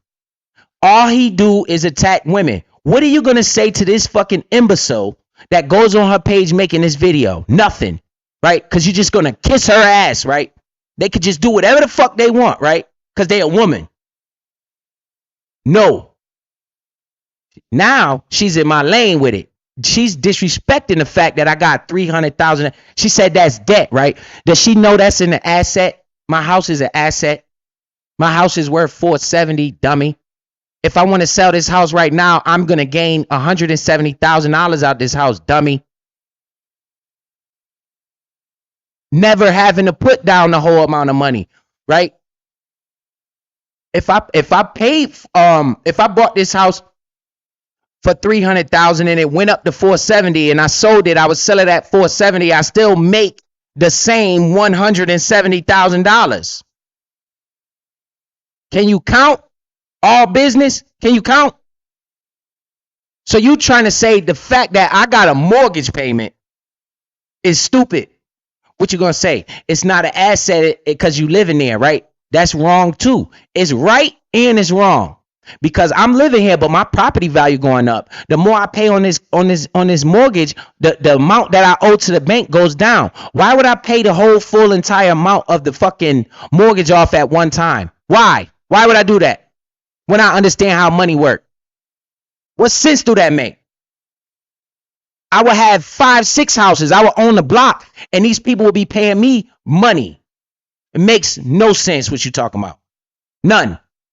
Right? A lot of people strive to get $400,000 and buy one fucking house. You kidding me? What you gonna say? Oh, I don't gotta pay no mortgage. I say, bro, you tripping. Buy 6 houses with that same 400,000. All those other 3 gonna pay your one house. You're gonna be living for free anyway, and your property value is gonna go up, and you get all rights to the house as being an owner of that house.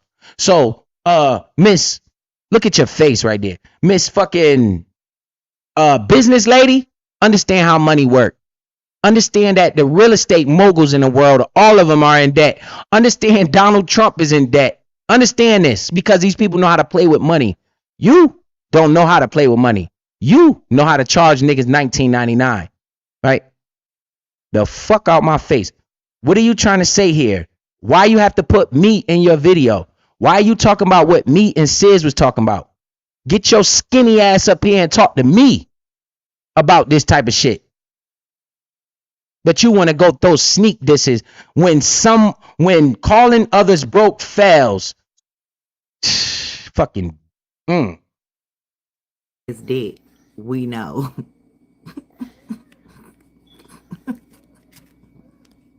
Telling me that you still owe like 300,000 on that house? Now, I can't get mad at Sis, because if you listen to that conversation right there, we was talking about the house. We wasn't talking about nobody in this sector. We was talking about the house. He was trying to get a better understanding of the housing market. He was in that video. He was actually talking about other things we could do to grow my channel and all this. But look at what she decided to pick. The clip that says, you still owe 300,000 on that house? Yeah. Yeah. I own the house as well too. I have full ownership of my house. And my house is worth 470. So that means I got equity in my house, you big dummy. I could fucking take out a loan against this house for 170 and do what with that money? Buy another asset, 2, 3 more assets, right? Then get some renters in there. If my mortgage for each one of those houses is $1,300, or my mortgage now is $2,200. I live in a good area, so let's just say my mortgage is $2,000 that I gotta pay for the new houses, right? I get a renter in there and charge them $2,300. I'm making $300 profit on that. They're paying my mortgage. I take that $300, put it towards this mortgage. That means I'm living off of their money. As long as my credit is strong enough to leverage that debt. Jay-Z told you that, you big dummy. He said, you want to know what's better than throwing money in a strip club? Credit. You want to know why half of America is owned by Jewish people? That's how they did it. Right? Financial freedom, my only hope. Fuck living rich and dying broke. You understand? You leverage your credit to gain assets.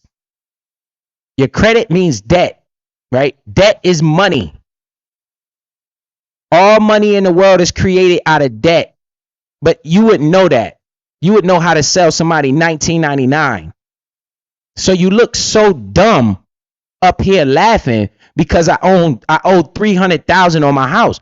Lady, I ain't missed a mortgage payment since I bought the house. I ain't never been behind. I'm fully aware, and my fucking my payments are made every month without your help.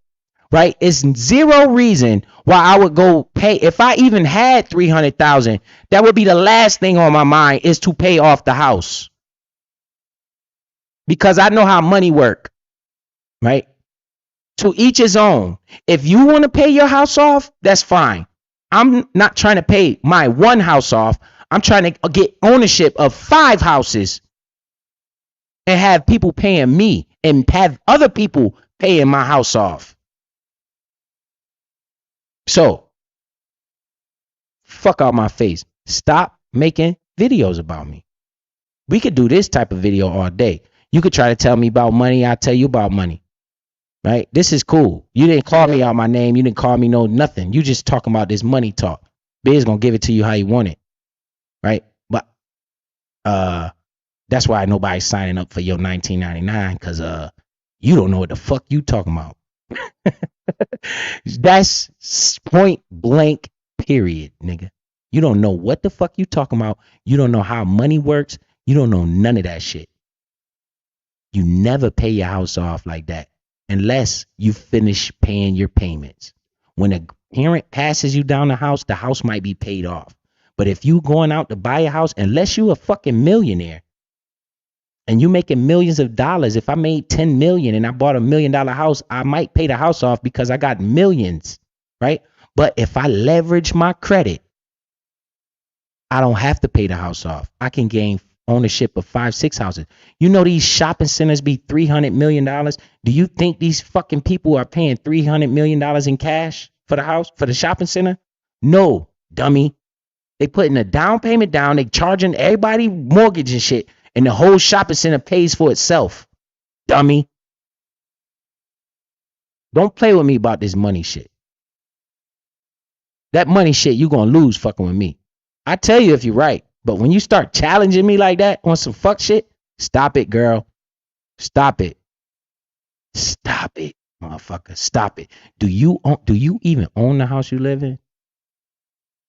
Don't talk to me, lady. If you fucking paying rent,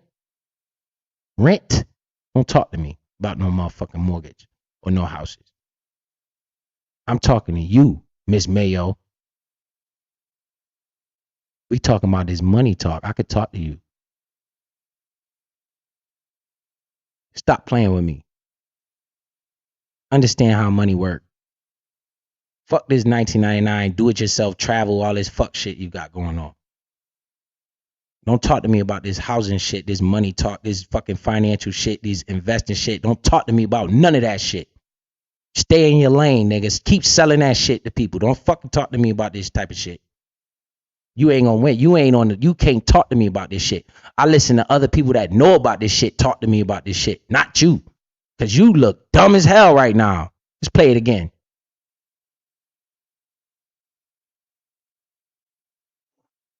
The fucking computer went blank again. And then we about to get off here, but I had to touch on that. Let me see. Crazy ass lady. What? Right, but there's debt. We know.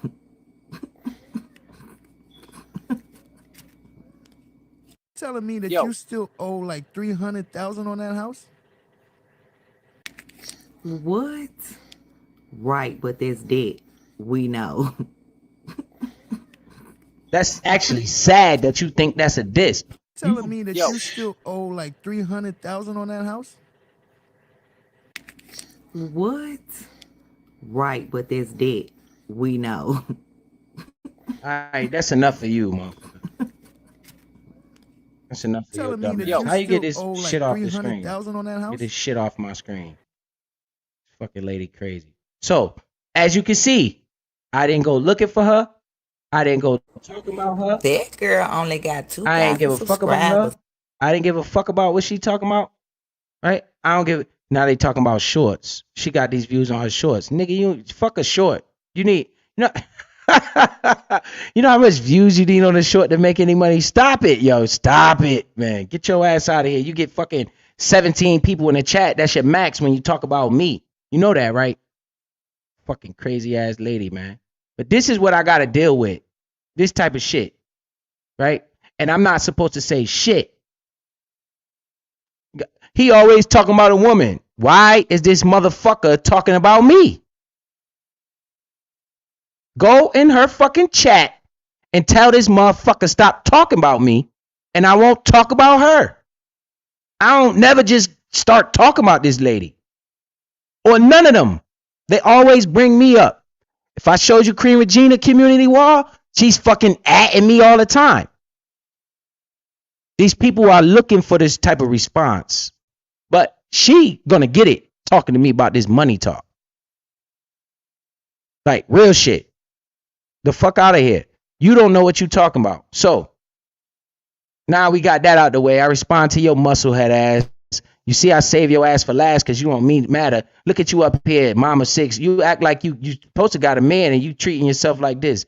Fuck out of here, man. Get out of my fucking off my page, nigga. Fuck out of here. Show me some of your investments, you broke lady.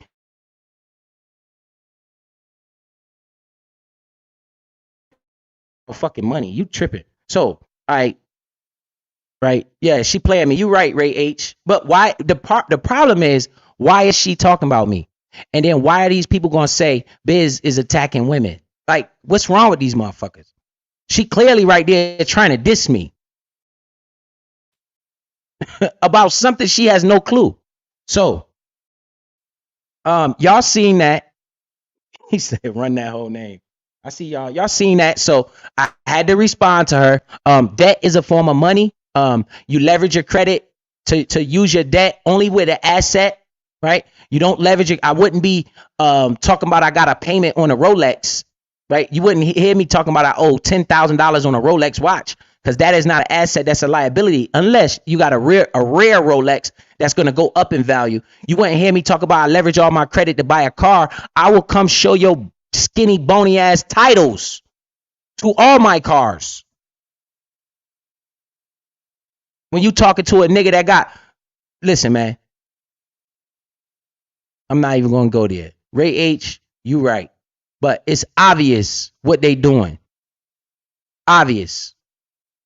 I didn't say shit about this lady today or yesterday. She goes on a live stream with between me and Sis that was actually productive. Sis asked me a question and I answered this question, but she didn't get to my answer. She cut that off, trying to tell people like I owe $300,000 on my house. You know, all of my payments are caught up, right? I'm not in no type of debt. I mean, behind in my fucking mortgage. I've been living here almost 5 years, never missed a payment. My credit score is damn near. Come on, lady. I know what I'm doing when it comes to this money shit. It's no reason why anyone should pay a house off if they understand how money works. None. I would rather put the fucking money in the bank and still pay the payments. If I had $400,000, I put down $25,000 on the house and have $375 back up. Cause I'm living day to day. What the fuck? I don't understand. I mean, shit. If you think that's a diss, I don't know what the fuck to tell you. I want you to tell me, show me your fucking car title. Is what I want you to do. Fuck the house. Let me see how much you owe on your car. Cause I'm damn sure you got a payment. I bet you money you got payment on your car. I'll show you titles to everything in my driveway, including my son's Mercedes Benz. Okay? All titles to cars. Because why? Those are liabilities. But for an asset that's going to go up in value, if I choose to sell this house right now, I'm walking away with equity. Whether I put up all the money or not. Understand that shit. Understand how money works. Before you come talking to me, you sound like a damn fool right now. Like real shit. Little skinny ass, bippity bop ass nigga. So, Ray H, appreciate you. Your thoughts. Your thoughts is an OG, right? I'm not bringing your thoughts into this, but she's an OG. She know what I'm saying might be facts. I ain't been your thoughts. This been very educational. This live stream ain't been no fuck shit. I ain't been going back and forth with these people. But this lady, I just see you come in the building. This lady just come talking to me on some money talk. So I'm addressing her back with the money talk. She was talking about how that I owe $300,000 on my house, and that is debt and all this shit. That don't make no sense. If I had $300,000, well, my house cost $400 when I bought it. If I had $400,000 cash, me personally, understanding how money works, I would not put $400,000 and buy a house outright at all. Period. Especially when I'm in my younger ages. My elder ages, I want to pay my house off to pass that to my kids. Yes. But I'm in my younger ages and my working ages. I am not going to buy the house outright cash. I'm going to take that money, leverage my credit, and buy 6 or 7 properties, putting down $25,000 on each house, like Monopoly out here, and get renters and have those renters pay my mortgage and pay my house. And then I'll literally be living for free. And I'm gaining equity on all of those properties as they rise. So you don't know what you're talking about. And with my one property that I have, it's an asset. I'm leveraging my credit to gain ownership of the asset. I have full ownership rights of my house. My name is on my house. I don't have a landlord. This is my fucking property. Okay? If the fucking something breaks in this house, I have to pay. I'm the fucking landlord of my own house. I'm leveraging my credit, paying a monthly payment the whole time. I'm paying the loan down on my house. My property value has went up already. If I owe $300,000 on my house and my house is worth $470,000, I just made $170,000. Dummy. If I go to sell this house right now for $470 minus seller fees and real estate agent fees, probably be about $10,000. I'll probably walk away with at least $150,000 to $160,000. That's my money. What would I do with that? Leverage that on maybe 2 more houses. This is how people get ahead in the world. This is how people gain ownership of all type of assets. You don't leverage your credit for a liability. You leverage your credit for an asset. Okay? Lesson of the day. Skinny Minnie. Don't play with me, mom boss. Don't talk to me about no money and no house. You tripping. But that's it. I'm not going to call you no out of your name because you didn't call me out of mine. I can respect that fact. You ain't called me all those other words, but you still challenging me and trying to diss me about the way I understand money. So I'm giving it back to you and trying to teach your ass something. So maybe when you get off the couch and you buy a house, I don't know if you're renting, but if you're renting, you don't talk to me about this type of shit. Okay. If you own your house and you paid it off fully, maybe you need to talk to me because I think that's the wrong thing to do, but that's just my opinion, you know? So other than that, I'm good. I talked to her. There we go, Miss Your Thoughts. Boom. That's exactly right. That's exactly how you should do it. Your Thoughts. I don't know if you saw this. I'm going to show you why I'm even talking to this lady. I'm going to play this for you because you wasn't, I don't know if you was here and saw this, what she did on her community wall, but yet and still they play victim. They play like I'm just attacking these women. I'm not attacking nobody. These people are talking shit to me, but I can respect this type of shit talk because she was in my lane. She was talking to me about money. So I could literally respect this, but she was steady trying to sneak diss me though on at the same time. So I'll show you this so you can see what I'm talking about. And you see why I'm even responding to this idiot, you know? So once again, just for everybody in the chat, let me show what she put. Show this to Miss Your Thoughts. I respect Your Thoughts. She has wisdom. She's an elder, and I respect that. She carries herself like an elder. She's fucking not out here acting crazy. And if I'm wrong, she's gonna tell me I'm damn wrong. And she has done that before, multiple times. So I have no problem. And I just want the people to see that I'm not picking with this lady. She is doing this, and nobody will say a word to her. Right here, right? After she's talk about a 42-year-old mom dancing and all that shit, right? Telling me that you still owe like $300,000 on that house? What? Right, but that's debt. We know.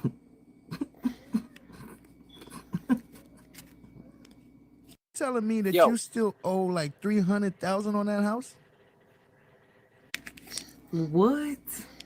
Right, but that's debt. We know.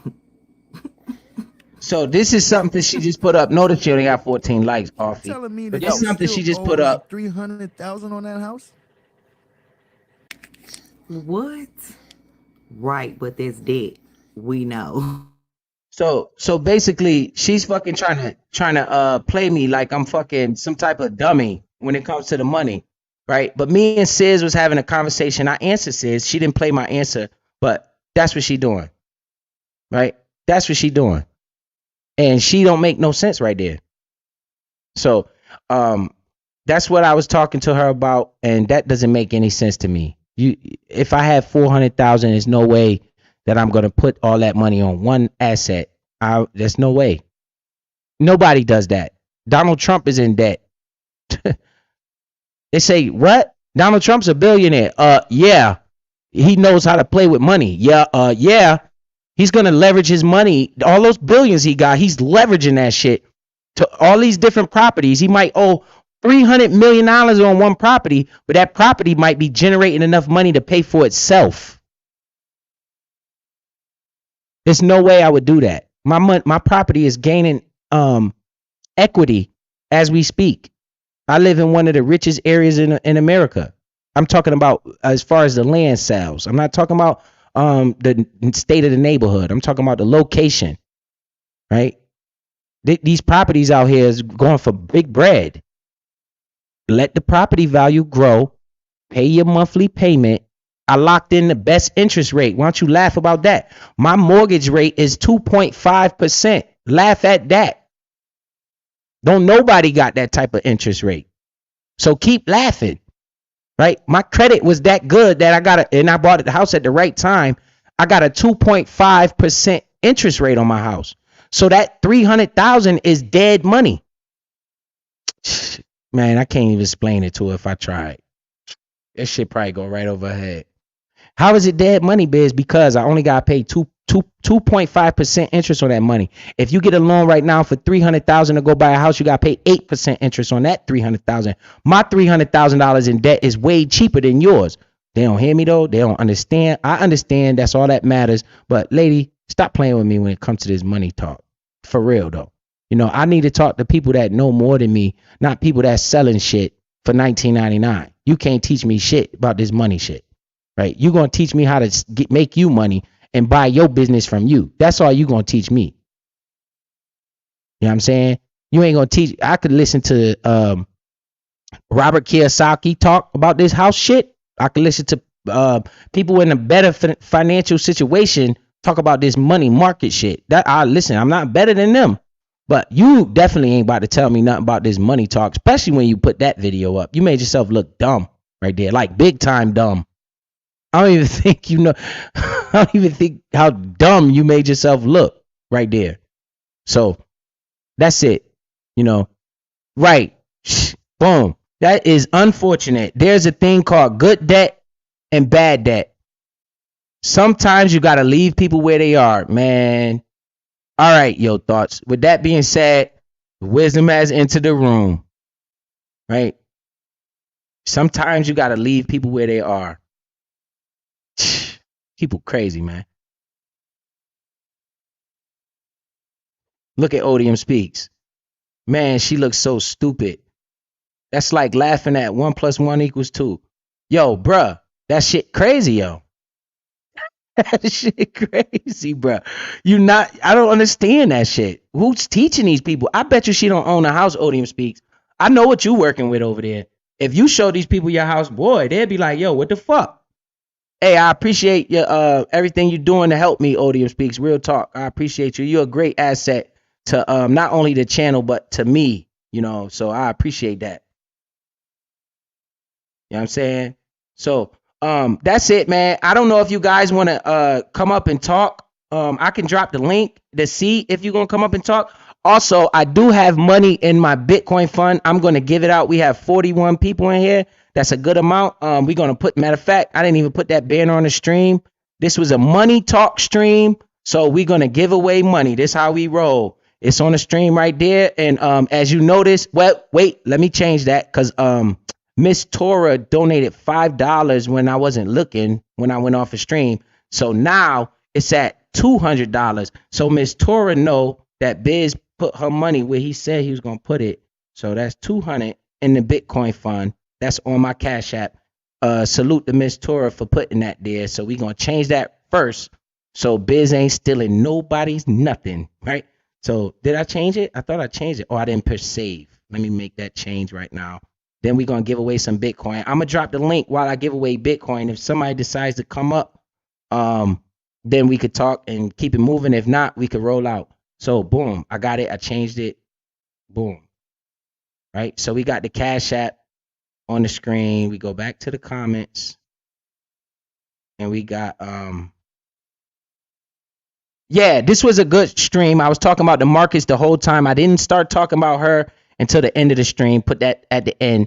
That way we could get about the most important things out the way first, about the economy and shit. That's what I was talking about at first. So that's good. So right now, I'm gonna drop the link in the chat. If anybody wants to hit it, that's fine. We could talk about whatever.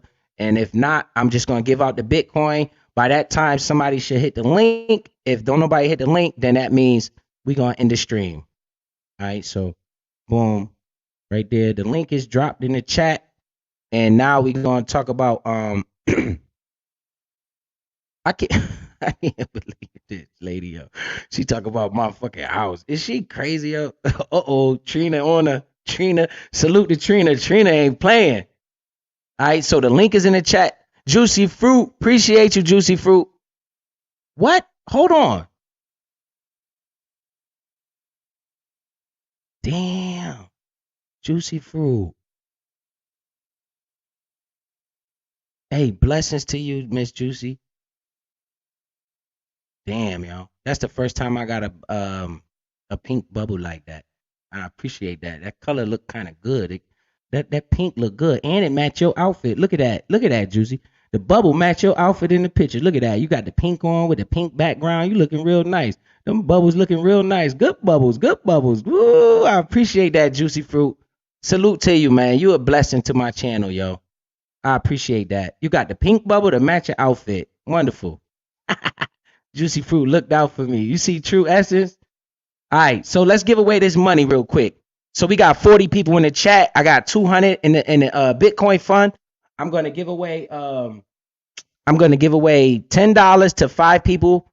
We're gonna if you guys want to hit the Cash App, remember all the donations and super chats you guys send is gonna go that'll go to the channel, the actual channel, because YouTube takes the super chats and they take like 30%. So, but anything helps. That will go towards the channel. Anything you guys donate to my Cash App, I put it on the screen and I give that back to the community in the form of Bitcoin. And yeah, that's how we rolling. So you guys could put, yep, your thought said more pink bubbles to come. Yep, appreciate that. So let's go. Put some Cash Apps in the chat, man. Everybody that wants some, we got 5 people. Oh boy, I fuck with Trina. Trina ain't playing, boy. Trina said, "Look, mom, boss, we gonna find you somebody else to play with." Trina, shout out to Trina, man. All right, so listen, 5 people put their Cash Apps in the chat, and I'm gonna give 5 people $10. So that means I gave away $50 this stream, and we have 150 left, unless people hit the Cash App. Everything you send to the Cash App go back to the Bitcoin fund for the channel. So, okay, there we go. First one, Angel Brown. All right. So we got Angel Brown. We're going to give away this $50, and then we're going to call it a day. So we got Angel Brown. Unless somebody hit the link. I dropped the link in case you guys wanted to hit it, but I don't know if you do. So we got $10 to Angel Brown. So let's see. Let me see where she go. Angel Brown C. A-N-G-E-L. Angel Brown C. I already got you, so that means I already sent you some before, but it don't matter. You in here now, you decide to rock with me. So Angel Brown C, we got you. All right. Bitcoin is on the win, on the way to you. Let's see. Hey, there we go. Missy B in the building. Hey, appreciate you, Missy B. Appreciate you. You a member. I appreciate all my members. If you guys want to become a member, that's fine. We got the Bizcoin membership. You know, that salute to the platform. Without you guys, it ain't no me. I always say that, but I mean it. All right. So we got Angel B done got her 10. So, all right, we got who else? Money Mitch. Money Mitch. We got $10 to Money Mitch. MoneyMitch.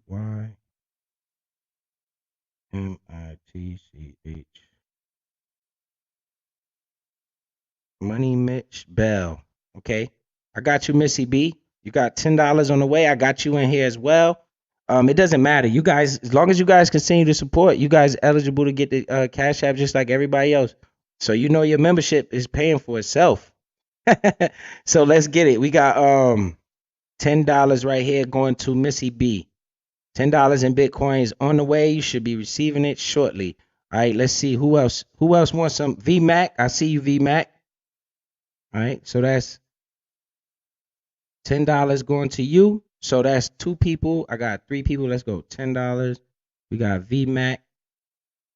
Let's see, VMAC 9090. I got you in here as well. Y'all about to come up off of the kid. So it don't matter though. This is all community, man. All love, man. We growing together. We gonna build together. We gonna make it all together. So we got VMAC in the building. That's 3. All right, who else?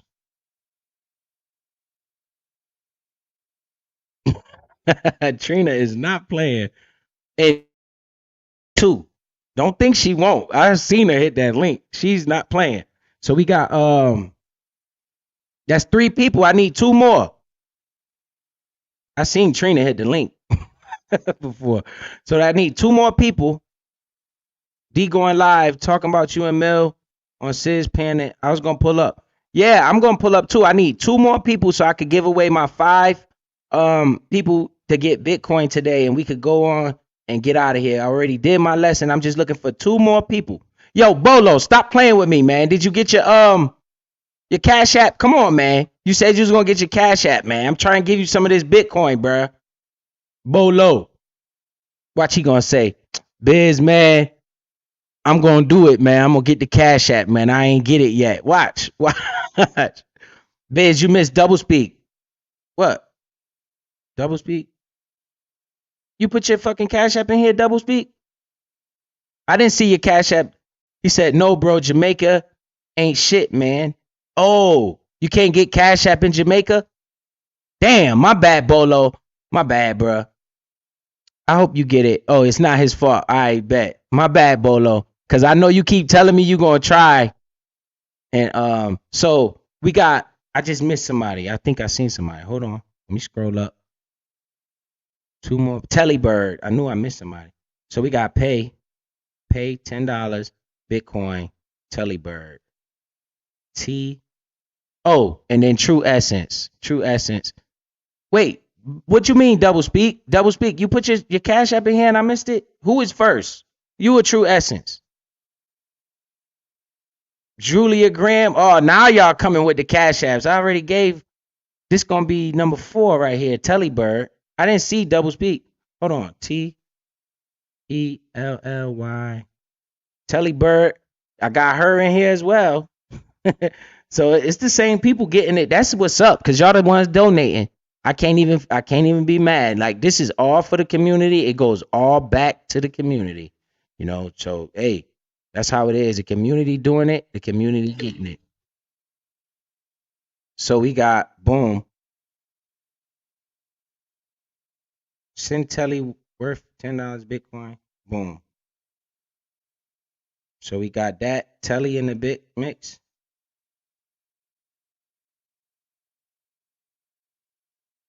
All right, so that's 1, 2, 3, 4. I need 1 more person. It looked like it was True Essence. So let me see. I think I just got a text. Let me read this text. See what it just.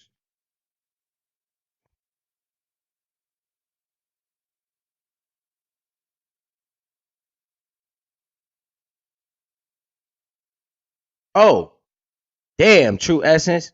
Bolo, he did put his Cash App in there first, True. I gotta be fair, True. You know I rock with you, but I gotta be fair. He definitely put his Cash App in there. He was before VMAC, so that'd be number 5. Let me see. Where True at? Let's see if True mad. Don't be mad at me, True. You know, first come, first serve. Double speak. Oh, we got double speak in the building. Let's see what he's saying. Mom boss, I got 1999. Yo, Trina ain't fucking around. What's up, double speak? What's good, Bizzo? What's up, bro? I didn't see that. Hey, I didn't see I it. sent you. Hey, check your IG. I sent you the screenshot of it. But you know, I'm good with it. Now get those who haven't have an opportunity to be blessed with the Bitcoin, because you know what I'm saying, you done gifted me, so I'm good, bro. I just, you know what I'm saying, I was just throwing it out there, so you know it ain't no real big issue. But yeah, I don't know why when I put my Cash App in there, you never see it. Yo, I tell you why. Because it be all caps. I'm expecting, you know, Cash App, it normally be the first letters is capital and the rest of them be lowercase. So when I see that all caps, I don't even recognize it as a Cash App. But I see it now that you said something. It's right there before VMAC. I skipped right over you and went Right. to VMAC. Yeah, because I'm looking at all capital letters. I thought you was like saying something in all caps. You know, most Nah. Cash Apps, the first letter is capital, and the last, all the rest of them be lowercase. So I didn't recognize it. That's my bad, bro. Oh True no, just says give it to you. no. You know I'm good. Somebody who else after VMAC, man, It or would be True. True Essence. Okay, because yeah, you know I'm Gucci family. I'm just here to support you, man. Uh, you break it down in knowledge, and I do want to talk to you about that Clean Spark, because I'm trying to find out what app you got that on where you investing in it, because I'm sure paying attention. Oh, But it's I'm forget that Webull. Cash App though. Forget that cash. I We mean, forget that Bitcoin. I'm good. Yeah, that I sent it. It said I got some twice before. Give it to double speak. Oh, okay. She You just know, typed that. oh, okay. I add to it every week too. You know what I'm saying? That throwaway money. So Yeah, that throwaway money. What you want to download is Webull. I got a link in my description I to got Weeble. Webull. I got Weeble, bruh, already. That's it. So, okay. That's You where I know buy what? them. Oh, cause I ain't been really doing it. I was just doing it through Cash App. So I really need to take my time and go ahead and drop something in that Weeble and get that going. Okay. Okay. All right, so if you got Webull, right? Webull is a brokerage account. You could just like throw a little bit of money in there. You don't even have to buy nothing. You know, you could just put money Okay. over there, and when you feel like buying something, you buy it. That's what I do. Like I don't know how long you've been in here, but I showed my Webull Bruh. account earlier, Bruh, and I've been here since the beginning. And oh, I bet.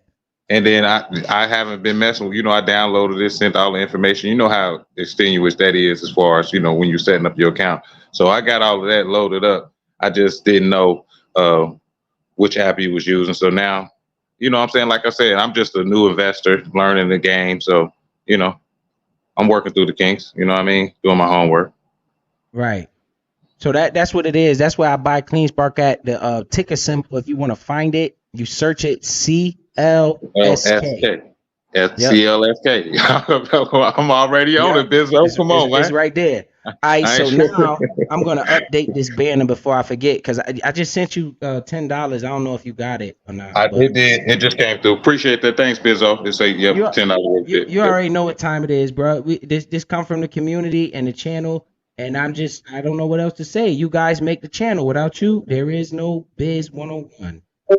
Without the community, there is no Facts. content creator. So, all right, now we have 150 left in the Bitcoin fund. Once again, if you guys see the Bitcoin fund starting to get low, put some more money in there. It's going back to the community.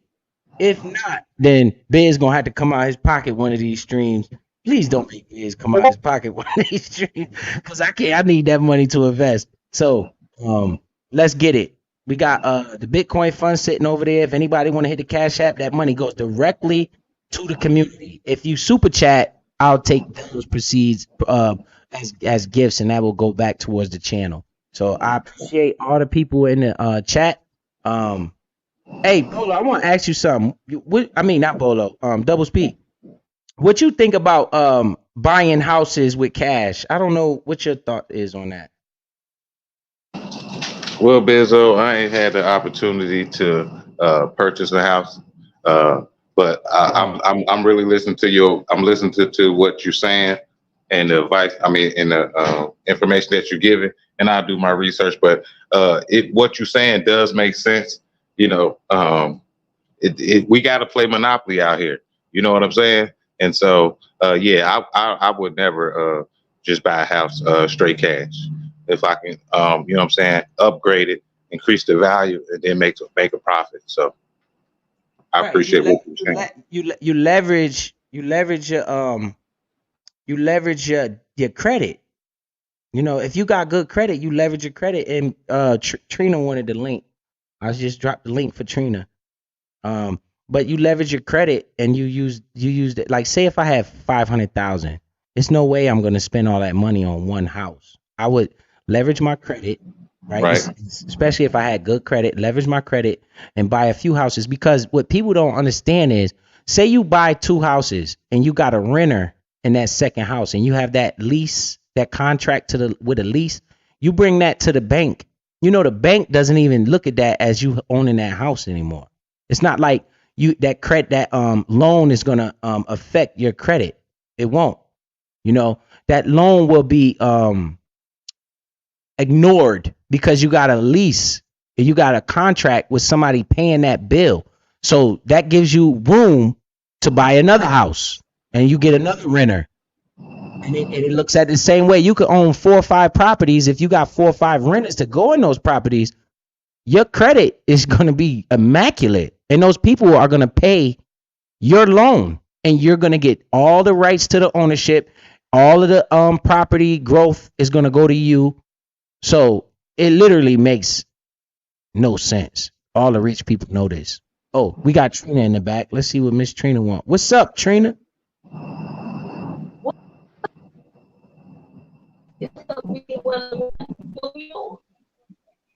Oh, I can't hear you. Trina, your mic. What's Your up, mic Trina? messing up.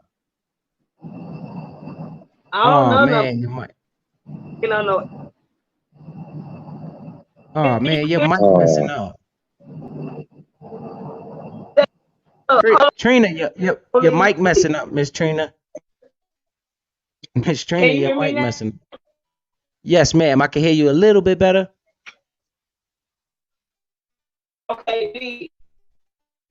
No, you still in the matrix. You still in the matrix. You still in the you still in the tear zone. You still in the tear zone.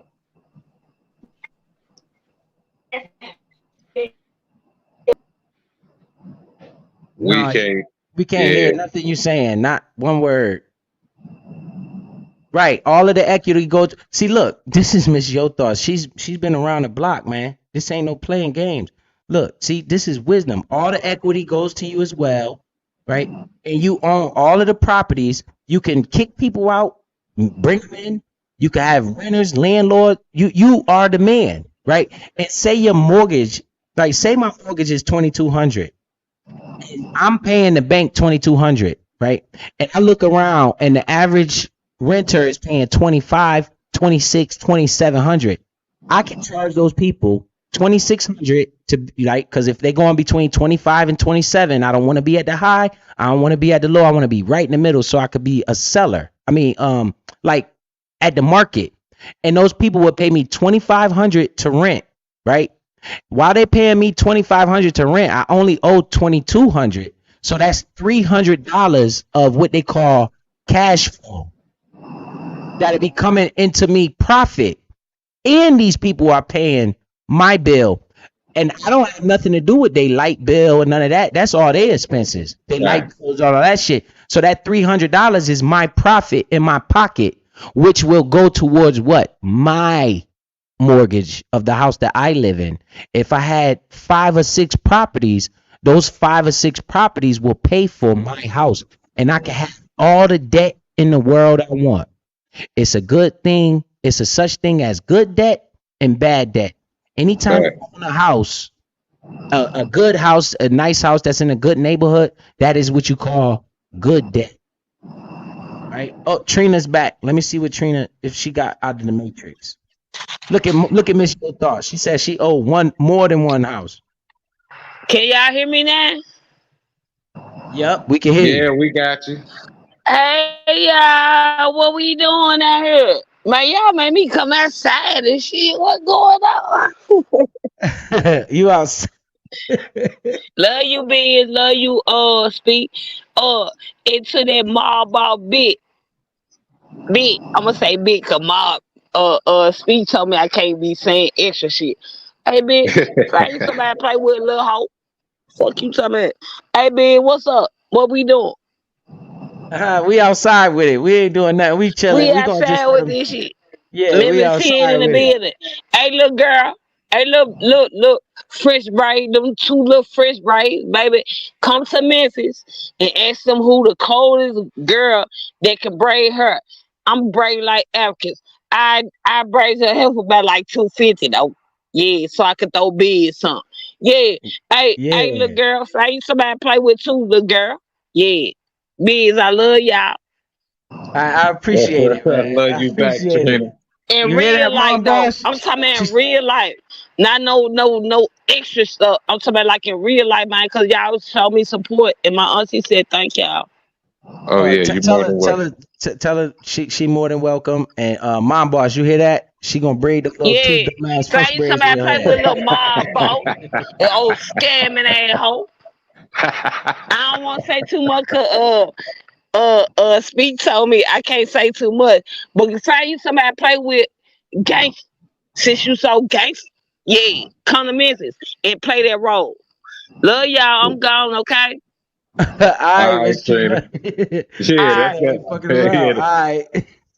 yeah, that's that Memphis talk right there, boy. Yeah, 901 Trina stand ain't up. playing around. Trina ain't playing around. Yeah, but Yeah. mom boss was literally trying to throw a dish shot at me because she said I owe 300,000 on my house. But I ain't gonna pull up. I'm just know my house is going up in value since I bought it. I bought it when the COVID thing hit, and I got one of the best interest rates in the world that ever been. My interest rate on my house is 2.5%.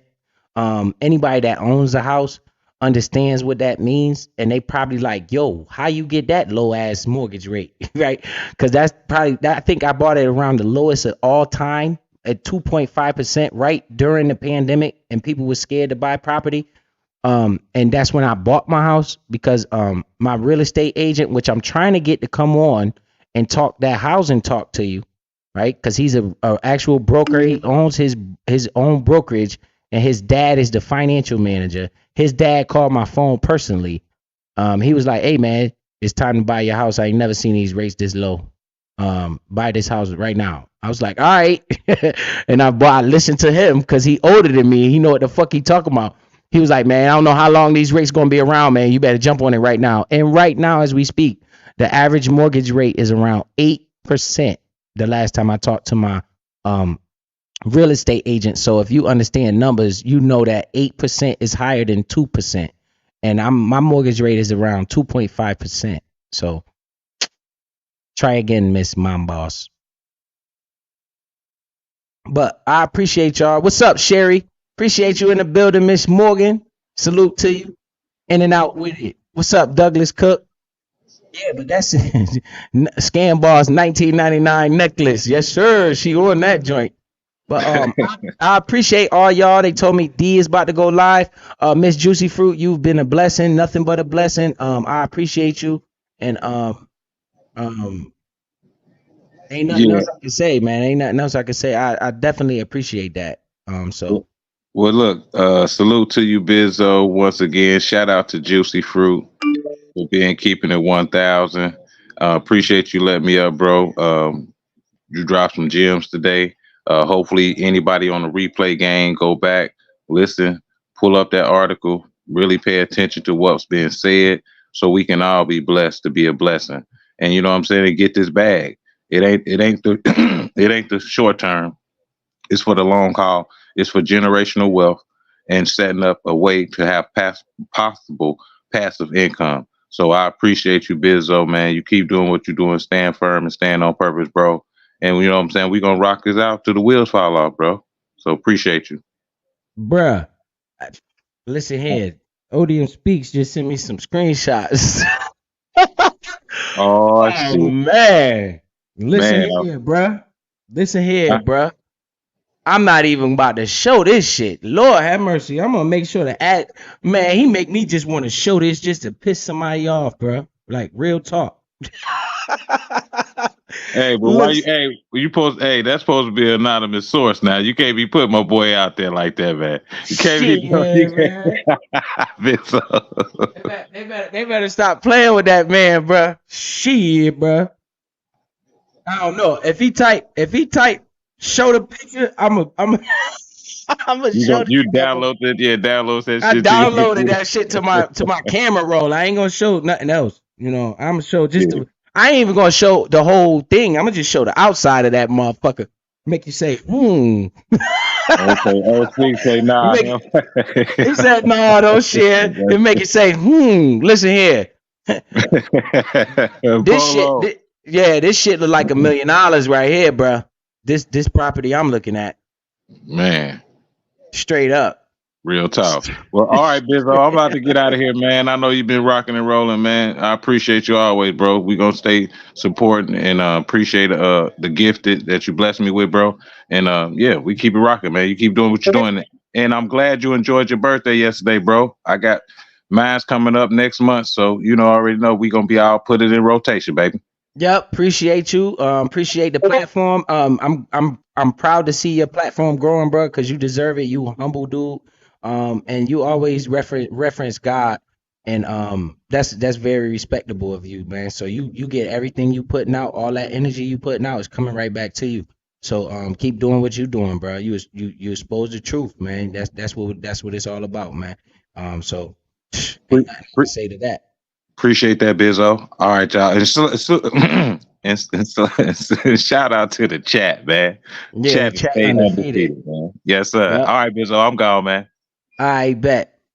I'm gonna try to get my I see you later, double speak. Appreciate you pulling up. I'm gonna try to get my realtor to come on here and talk with us on Thursday about the housing market. Don't hold me to it because my realtor is, he's busy man, but I done told him about 5 or 6 times, and he always tell me he gonna come, but I know him, so I never told the people that he was gonna come on a day.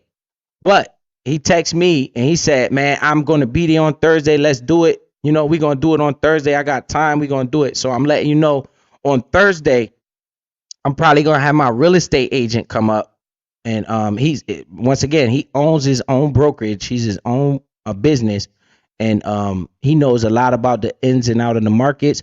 And if you guys have any questions or anything about the housing market, you guys write it down or remember to ask the questions. You could put them in the chat. If somebody wants to come up and talk to them, that we could do that too. I also have a phone that people can call in on the phone and talk if they want to do that, because I have a nice soundboard that enables me to do Bluetooth calling, so we could do that as well. So I appreciate everybody, man. Thanks for all that birthday wishes. Thanks to Miss Yo Thoughts. Straight wisdom right there. Appreciate you. Double Speak, Bolo, appreciate you in the building. Trina, ain't nothing like Trina, man. Trina ain't one to fuck with. True Essence, nothing but love, man. Appreciate you. And without the chat, ain't no platform. So salute to everybody, and y'all have a blessed day. And we gonna rock out, and yeah, let's go watch DMD make us laugh, man. All right, holla at me.